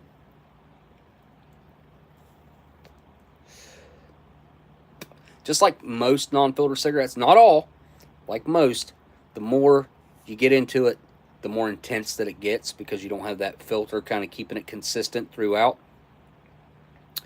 These get better the more you smoke them down, which is the case 25% of the time. So, sometimes with non-filters, the more you smoke it down, obviously it gets more intense, but just the distribution of tar that goes down through it, it really messes with the flavor. This is a unique tobacco. This is not something that I'm familiar with. This is not a type of tobacco that like I said, it's got that snuff quality smell and like taste on the dry hit. So it's a really unique smoking experience. But after you light it up, it gets really mild as far as that flavor goes. Pretty good. Pretty good. Oh, did we get some thumbs up? Hey, you can hit that thumbs down. Google likes that too. It doesn't bother me one way or the other. That reminds me, I've got to take down that live stream from last week. I meant to do that the same night. Oh, yeah. Let me see if it came through. I don't know if it did. So, I told you guys that I got some video. Hopefully it came through. Let's see. I've been having, let me download it real quick. I have had multiple sightings over the past, well, about a month and a half. This started with me and my son seeing that, and I told you guys the whole story about that. And he's got a short video on his phone that I have got to get from him somehow, or because I don't have an Apple computer, but I've got to get from him somehow and get it uploaded. Maybe I could sign into my YouTube account from his and just upload the raw footage that way. I could do that, I guess, because it's a short video he's got. Like, I don't even think it's but a couple minutes, and he didn't get the best part. Was the one that flew in from outer space and joined in with the other 2 or 3. I can't remember now. I think it was 3, and it made 4. But whenever it flew in from all the way out here, it came a long ways real quick, all the way down to here where the other ones were, and just stopped. And when it stopped, it lit the whole sky up real bright, and then it just joined in with the other ones, making a circle like this. And then sometimes one of them would veer off and come closer to us, and then it would go back and join back in with them. It was weird. Then, about 2.5, 3 weeks ago, maybe, whenever we were out there burning that tree from the storm that we had recently, I seen a line, which my first thought was, well, I wonder if that's Starlink. It was a line of probably 6, 7, maybe 8 lights in a perfect row, and they were traveling across the sky about at that pace. And I thought, man, we need to get that on film. So Amber actually caught that on film, and she's got like a 12-second clip of it because it disappeared. Just went away. Now, Starlink doesn't do that. First of all, you watch it, you can watch it go all the way across the sky. But my first thought was that, so I immediately started looking into it and trying to find out where Starlink was at, where was it visible, if at anywhere in the United States at that night, at that point. And the closest place that it was visible was Florida.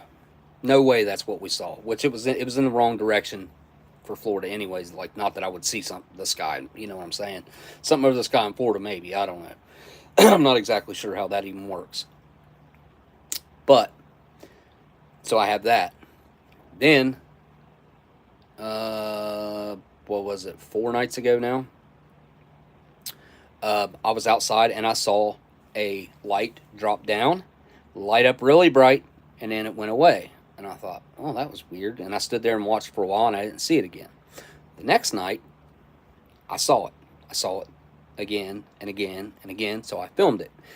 And I have about 40 minutes of footage that night, and probably, I don't know,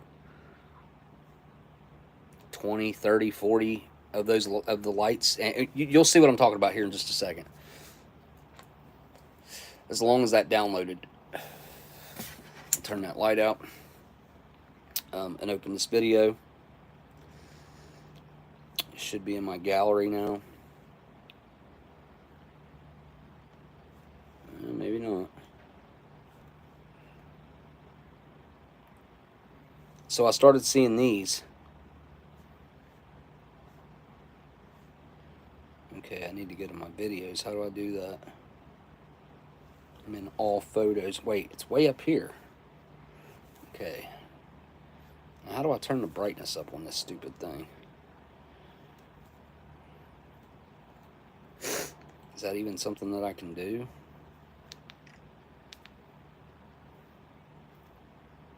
Not that way. Not that way. Not that way either. Guess I'm going to have to go into my settings. Screen. Display and brightness. Here we go. Got my brightness up. Alright. Here we go. Turn the camera around here.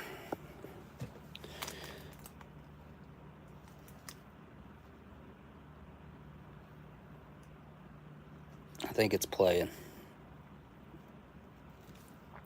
Watch right down in this area right here.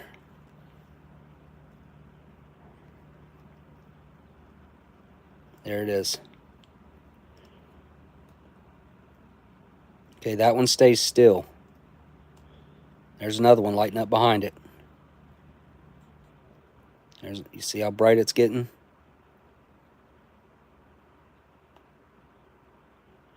Just keep watching, because it gets better. Okay. That one's moving to the right. Your picture quality is nothing like what it should be. Obviously, because we're watching another screen and it's pixelated. There's another one. And this is only a short 3-minute clip that I got.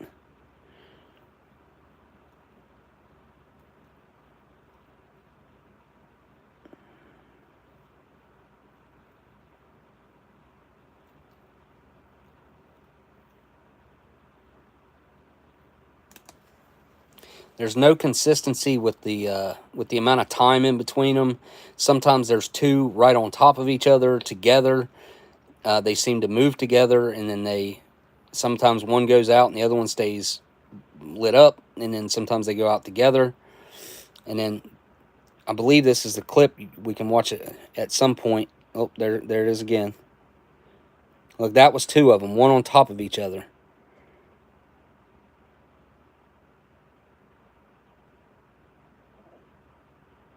Now, I know this kind of makes me look crazy and kind of seem crazy, but I'm telling you guys, I've been watching this crap happen. This was at 3 o'clock in the morning, by the way. I was out there feeding the raccoons. After they'd eaten all the food, I was feeding them for the second time. There's another one. Sometimes they're not bright, like hardly at all. They just, it's weird. And sometimes they get super bright. And there's definitely no airplanes or anything like that over there because I can see the sky plain as day. I mean, it's absolutely clear, not a cloud in the sky.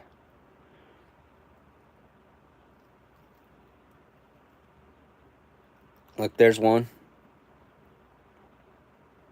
It's dropping straight down almost into the right. There it goes. There's another one.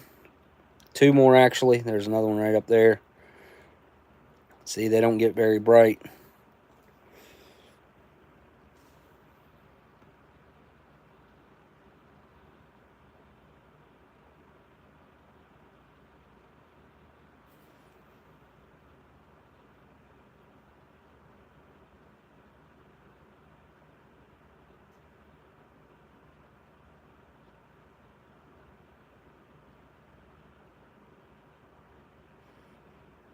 Wait, is it over? Yep, that was the video. Okay. All right. So, Wilfred. It's definitely not flares. Like, I've seen flares before. Just the way they react. The way that they... Flares are pretty consistent, okay? Especially when it comes to their brightness. And if you've ever seen flares released, typically a plane is traveling in one direction or multiple planes, whatever you want, however you want to put it, or however they're doing it, and they'll start to release them. Boom, boom, boom, boom. But here's the thing. Like I said, I've got, I don't know, that night I probably got all close to an hour of footage. So you'll see one light up. I don't know. We're just going to use this as the sky, this area of the camera. And you'll see one light up here. And then you'll see one light up way up here. And then you'll see another one light up right here. And sometimes they go straight down. Sometimes they stay completely still. And sometimes they travel to the left of, well, actually to the right. Sometimes they travel to the right of my view. And they never travel to the left. They never go to the left. But you can tell when something's being released out of... You can tell when flares are being released out of a plane or out of a helicopter. Just the way they drop down and the way they trail off. And they stay lit up a lot. Like a flare, the whole point of a flare is to light up the ground or the sky, whatever. Second, there is nothing there. No military, there's no training area there, nothing like that. So that wouldn't really make sense either. But, so to take it a step further, I know I'm going to dig more into this, but I did make a phone call and see just somebody I know that lives over in Ohio that might be able to get the information, and they're looking into that for me. So we'll see if anything comes back, whether it could have possibly been military. But the thing is, like I said, it's been different every time. And so the first time me and Ethan saw this out there, actually I saw it, and then I came and got Ethan, brought him outside, and that's when we saw what I told you guys about.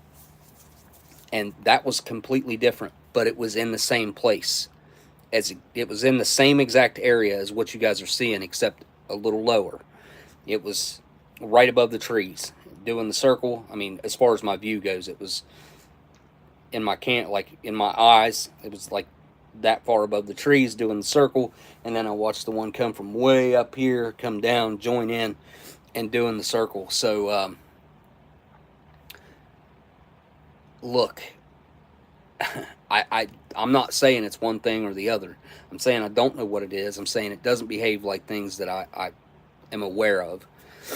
And I've seen flares before. I've looked into what flares would look like. It doesn't seem to follow that type of pattern.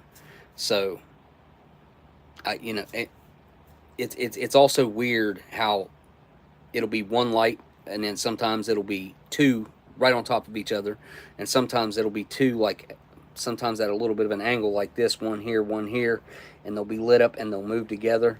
It's really strange. It's really strange to me. Like I said, I don't know what it is. It's interesting to look at, and I think it needs to be looked into a little bit more, because it's happening so often. Hey, Johnny Scoble. Look at that. Johnny Scoble stopped in the chat. How you doing, dude? Good to see you, man. Good to see you in the chat. Man, I haven't seen you pop up on YouTube in a while, which is probably my fault. I've got my notifications and stuff set. I don't know if they do you the way they do me, but they just, YouTube is what I mean. YouTube kind of, they don't like to notify people, that even if they have my notifications turned on, or if you subscribe to a channel, like you want to know when that channel's putting stuff out. I only subscribe to a channel if I want to know what they're doing. So, yeah, YouTube drops the ball a lot. So you had a rough challenge. I got to ask what it was. Can we know what it was? I seen you put out a new Death Nut, man. And, like, I wish I could do that. I wish I could still do that. Man.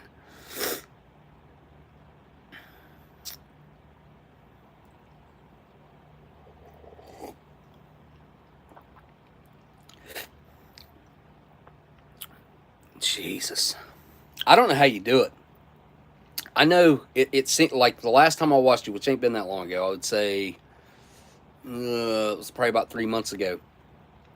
I was watching something you were doing, and it kind of seemed like, I know you had to condition yourself to get to the point where you were at when you were like putting tinctures in was it ghost peppers? I think it was ghost peppers. You were putting, I don't know, you were putting pure capsaicin in peppers that you had cut open. And I know you had to condition yourself to be able to get to that point. Like, that wasn't like, you can't just pick it up and be doing that. Like, you got to work your way into it. But anyway, it seemed like maybe you hadn't been as conditioned as you was at that point, but it sounds like you're picking things back up and you're probably back to that point again. I had to do the same thing, kind of build myself up to where I could handle, but I never could handle it like you handle it. Like, the way you do peppers is not anything that I could ever be able to handle. And okay, great point. Your tolerance fluctuates a lot, actually, but have a crazy pace. Yeah, you have had a crazy pace. That's no doubt. You probably eat more peppers, and it's super healthy for you too. Super healthy for you if you can handle it the way you do. I'll bet your metabolism's doing great. Like, there's all kinds of benefits to eating peppers like that. Haven't taken a day off in 4.5 years. Wow. Taking a few weeks off this month. I don't blame you, dude. Like,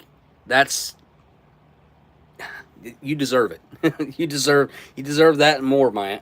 That's crazy. 4.5 years of just slamming peppers, man. So that's one thing that I noticed, and I explained this to people in videos that I had done before about how, and I don't know really what exactly, because if I knew, I would control it. But some days, like, I could handle a lot more heat than I could other days. Like, some days, like something fairly hot would be easy for me to eat or to deal with.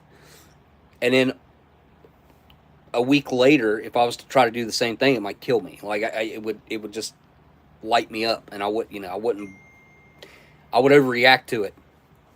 And it's really strange how I don't know what exactly it was that was changing my tolerance or changing like the way it affected me. So I wish I did. But it is strange how your tolerance goes up and down, like on factors that I'm not even exactly sure. Because obviously there's the obvious things that we do, and there's the things that we can do the research about and we know. But it's not that. It's something else. It's something else chemically, or I honestly I don't know exactly what it is. But there's something else going on there that makes it interesting. Investor says, yeah, fluctuates. Yeah, that guy with Chase the Heat, his name's Johnny Scoville. Yeah, I highly recommend all you guys go check out his content.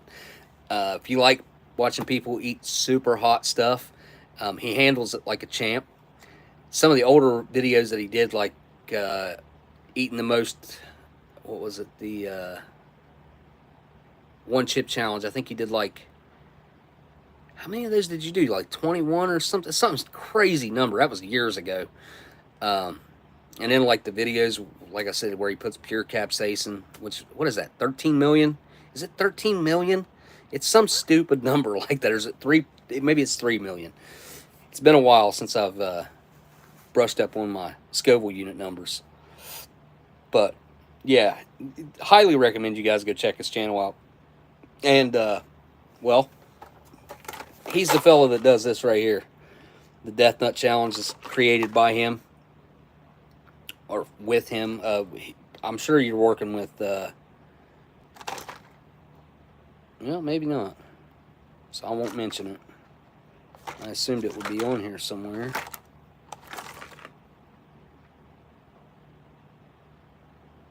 Carolina Reapers. Anyway, yeah, Death Nut Challenge.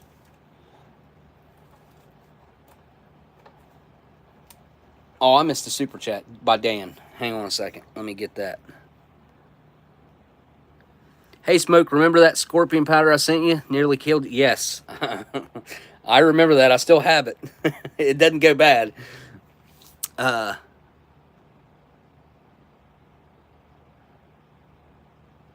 Oh, okay, so you do work with Blazing. So I didn't want to say unless I knew for sure, because I didn't see it on there.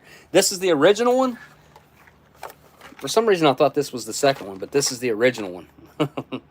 So this is probably, if I was to eat this, this would probably be the oldest Death Nut Challenge ever eaten. I wonder how many of these are still laying around. I think the nuts might look a little off, but as much as they're coated, I'm going to guess that they're probably okay. Especially since not much can live around that much pepper. There's 3 in the actual, there's actually 3 nuts in the Death Nut packet part of this.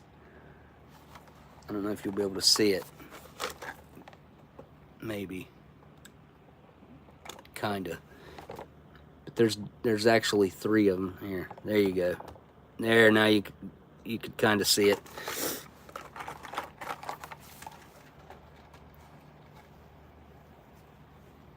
Let's see.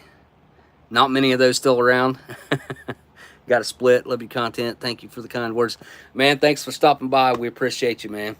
I was getting ready to take off myself, too. I just finished up having at least a 33-year-old smoke from Italy. An alpha. Pretty unique, man. These things really strange tobacco. But all right. So, guys, keep an eye out. I will post something Monday. Might be doing a Labor Day 4 Fingers of Death live stream. I've got to check up with my email with LC. Got some food to finish tonight. If I'm going to be doing that Monday, I'll try to post kind of early, by at least 2 or 3 o'clock, to let you guys know, if not sooner, if I'm going to be able to do that. And as long as my mom's not having a cookout or something like that, which, I mean, she hasn't said anything, but she's been popping stuff on me last minute. And she just mentioned today she wants me to take him on vacation somewhere. And I was like, I offered to take him to Hawaii, my mom and dad. But she says mom said that dad can't make the trip.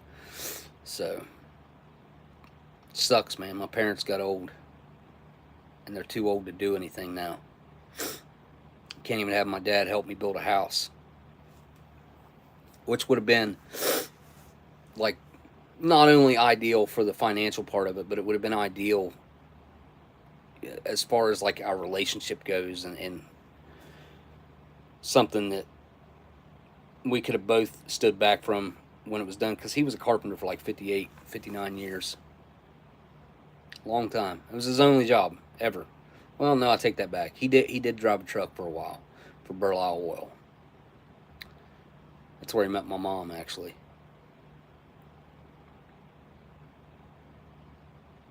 Meet me there halfway. I offered today to take him to Maui, and from here, the shortest flight is 12 hours. 11 hours and 52 minutes. And like, you would have to plan your trip around, because at like some other days it was over 12 hours. It was between 12 and 16 hours, just depending on which flight you got, which flight you took. And man, I hate to fly United ever again. I happen to really dislike them for multiple reasons, especially because whenever I was flying with them through the whole COVID period thing, they were complete and total a-holes. Legit. The flight attendants, just the whole thing. I'm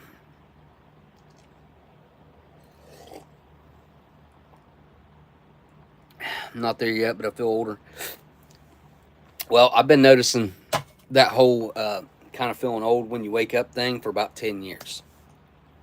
And especially for the last, well, coming up on 8 years, well, call it 7.5 years since I had my whole leg cut off thing. Be thankful you're getting old. Not everyone gets to do it. That is a great point, and that is something that I bring up. It's easy to forget to talk about it or bring it up. But Dan, with his super chat, thank you for the super chat, or cyanide cookies, brings up a great point. We should be thankful that we're allowed this opportunity to get older and to feel these pains. It lets you know that you're alive, I guess. But there are instances, obviously, there's always exceptions to the rule. But it does suck that now that I have the capability to like take my parents somewhere, they can't do it. And my mom's talking about like trying to move to South Carolina, and I'm like, they got 2 houses right now next to each other. One they built for my grandma in 2004 or 5, and ever since then it's been lived in maybe about half of those years. So let's just call it 2003 to make it an even number. So 20 years. The house is almost 20 years old now, and it's been lived in maybe 10 of those years. Sat there empty for a long time. That's like when gabeRILLA came in. Like, the house was sitting there empty, so I told him he could just stay there. So he had a free place to stay. But and it, like, it needs the carpet taken out of it and like some decent like laminates put in or something. And I feel like it needs some siding put on it, because it's just got, like, I don't know, it's wood, stained wood, but I don't like it. I feel like it needs some sort of siding or brick or something. But she's talking about selling that, and I told her to like sell that and the property, the property and the pool together, the small house, my grandma's house that they built for her, which is a lot newer. Sell all that together and keep your place. That way, whatever you buy in South Carolina, you can come back up here during peak season and rent your place out at the beach. Rent it out for 3 or 4 months of the year. It should come close to probably making the payment on the place after you pay for cleaners and stuff like that to come in, because you're not going to be there. You have to pay somebody to come in, change the sheets, clean, make sure everything's all right. So some of that income is going to go to that. But I would say it would probably almost pay for itself. So hopefully she listens to me and we can make that happen for her, because she seems like she really wants to go there, and like she's worked her whole life. Her and my dad both worked hard their whole lives. They deserve. They should have done it already. They should have done it years ago, actually. But you know how that goes. And then COVID happened, and that really kind of changed everything.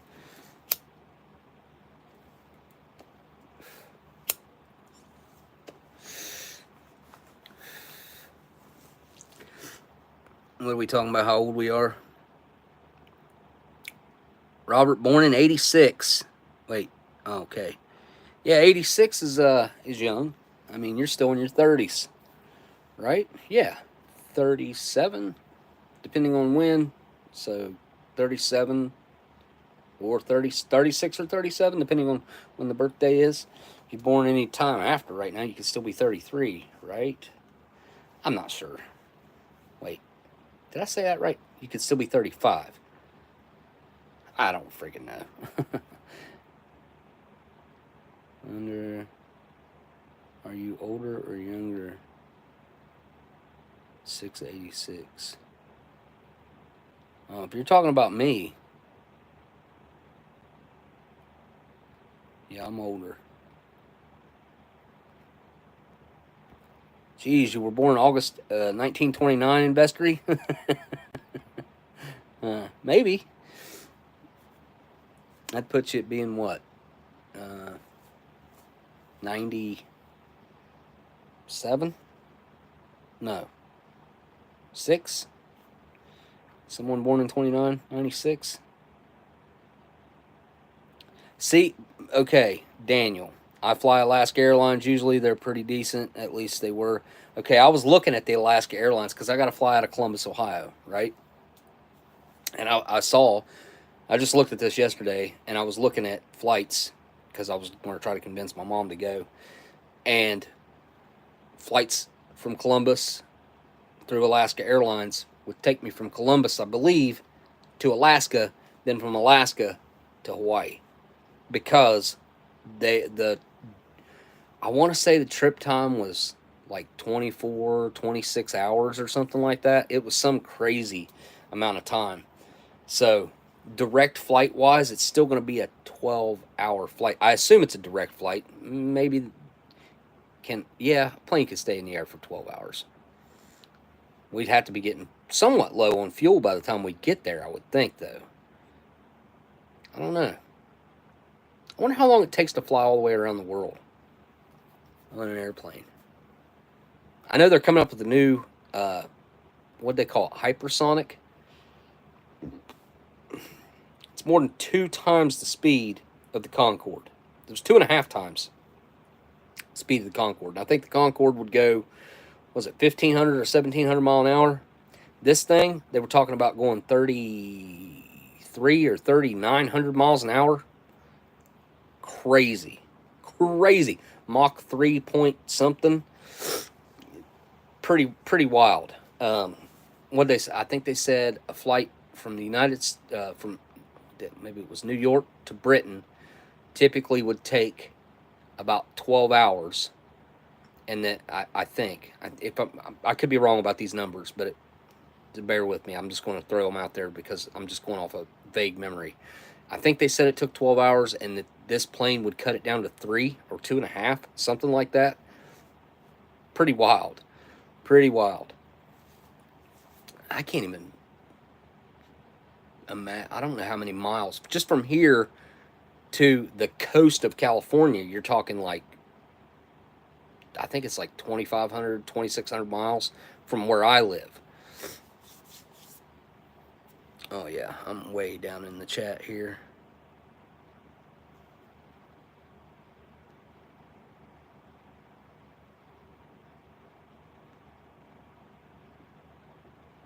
Agnes.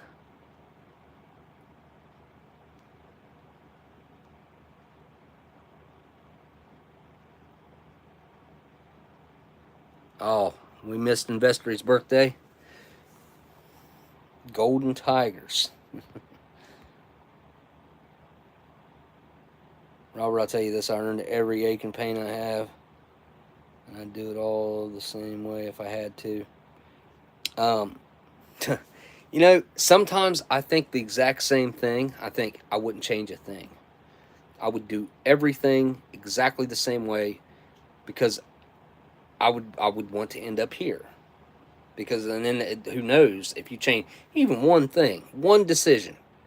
If you could go back in time and like actually rewind and regress age and everything and go back to when you were, I don't know, let's say 15 years old, and you make one fairly like decent size-wise decision different, changes your whole life. Everything, literally everything from that point on is different. It's crazy when you really start thinking about how, I mean, we can all change our entire future by making one different, what will come to be an important decision. Or it may be something very mundane, but it sets you on this other path. Or it's weird how things work. And it's when you start really thinking about it and really looking into it. Man, I saw some stuff about us possibly being in a simulation. I watched this video about this information on these tests that they were doing about passing waves through a slit in this, I don't know if it was a board or a piece of metal or something like that. But, and then they were passing ions through there, ions or molecules or something like that. I can't remember exactly the way it was. But anyways, they were passing water through there, and then they were passing ions through there, and like there was proof. So if they passed through this single slit, they would converge together and it would change things. But when they passed through a single slit, they would stay the same and obviously be the same when they got to that wall. Well, they did this thing where they tricked it and moved it right at the last second into two slits and had them passing through. And when they did that, instead of it turning into the wave, let's say, that it was supposed to turn into, it stayed a molecule. I know I'm butchering this horribly, but they could trick it. And they watched it after it realized what had happened, go back in time and reset and fix what it had done wrong. Like it was intelligent. It knew that it had been tricked. It's really crazy, man. I'd like to be able to send you guys that video because it was pretty shocking. And then with everything that I've been seeing in the sky as of late, like, and then all the stories of the fact that we've had visitors and technology since what was it, Eisenhower, one of those guys, like one of those presidents that I really have come to not give two craps about anymore. Anyway, all right, guys, I got some cleanup to do, and it's been a good one tonight. I feel good about tonight. Been sick all week. I didn't really want to talk about that, and I'm not going to talk about it now. But I could not taste or smell anything for, well, all week almost. And my fever broke the other day, like yesterday or the day before. I can't even remember if it was yesterday or the day before.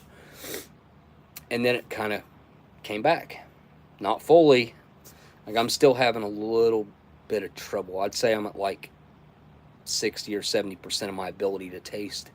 And my smell's still not right either. So, who knows? Double slit experiment. Investory, yes. Maybe I think that's what it was called. I know, like I said, I know I'm butchering it, but man, after watching that, and the guys that were putting the experiment on explaining exactly what they were seeing and what was happening, like my mind was blown. Like we're in a simulation, and there is a creator that is created this game that we're playing right now. And it's just like buildings, and it's like just like in a video game, things that you see off in the distance. The computer only creates like the least amount that it has to. And the closer you get to it, the more detailed it becomes. And like, I wonder if, like, could the world be like that? Like, just because you guys are tuned in watching this right now, so therefore we're having that interaction. So you guys are all rendered up. I'm rendered up. What if it's not that way all the time? Like, it's super weird to think about. Like, I don't pretend to understand it, but it puts some weird thoughts in your head when you start really thinking about these science experiments that have really proven some weird things, man. Some real weird stuff. Man, I've learned to, believe it or not, like, I don't watch TikTok for the like stupid crap that a lot of people do. I find a lot of weird information on there, and that's one of the things that I ended up coming across on there at some point. But that app can be quite informative, especially when it's coming to like old experiments and like just information in general. It can be pretty good. I used to hate that app. I had despised it, but it's come to grow on me, and I feel like I need to embrace it and learn how to use it to my advantage. I know I've been talking about that long enough, but I do feel like I have a plan to build now. I actually have the plan of what I want to do, and the next step is hiring the people that I have to hire, because I can't do some of that stuff myself, like the concrete. I can't do it myself, and I got to get the plumbing laid out first, which means I have to have the plan of the house and the size of the house, which I've already got the size, got an idea of what I want to build. So therefore, I've got to come up with exactly where the bathrooms and stuff are going to be, because I'm going to end up having to put it on concrete. It's just going to be basically a temporary house. Live in it for a temporary amount of time until I can take care of this place and gut it all out and redo it. And I'm going to have to add on to this house as well. But anyway, so yeah, I've actually got a plan now, and I've been working on that kind of stuff lately as much as I could. This last week has been rough, and then with my son having that stuff going on yesterday, it's just all been a week. All right, guys, thank you guys so much for hanging out, tuning in, catching up with everybody. Absolutely freaking loved this meal tonight. Enjoyed the different weird combinations and making a little bit of cornflake gruel there that mixed insanely well with. I'm going to eat it that way. I'm going to mix the little gruel puddle with the Fig Newton. My brain ain't working right either. It's been kind of foggy. Anyway, so keep an eye out. Hopefully Monday. If not, let's just theoretically, if Monday doesn't happen, then I'm going to just plan on doing the Four Fingers next Saturday. If Monday doesn't happen, like I said, it's going to depend on a couple factors now, I guess. One was how I was going to feel, what my blood pressure and stuff was like, and number two was going to be what my mom and them are doing. So, Dan, thanks for the super chats. History Savior sent a super chat. Thank you guys so much for coming and hanging out. I enjoyed it. Enjoyed my time getting to talk with you guys. And yeah, it started out pretty rocky. I lost the whole stream that I started because YouTube was being super weird. But all right, guys, I guess all I got left to do now. Oh yeah, thanks to my patrons too. Appreciate you guys. And now all I got left to do is say thank y'all for watching. Don't forget to hit that thumbs up or down, and I'll see y'all on the next one. Later.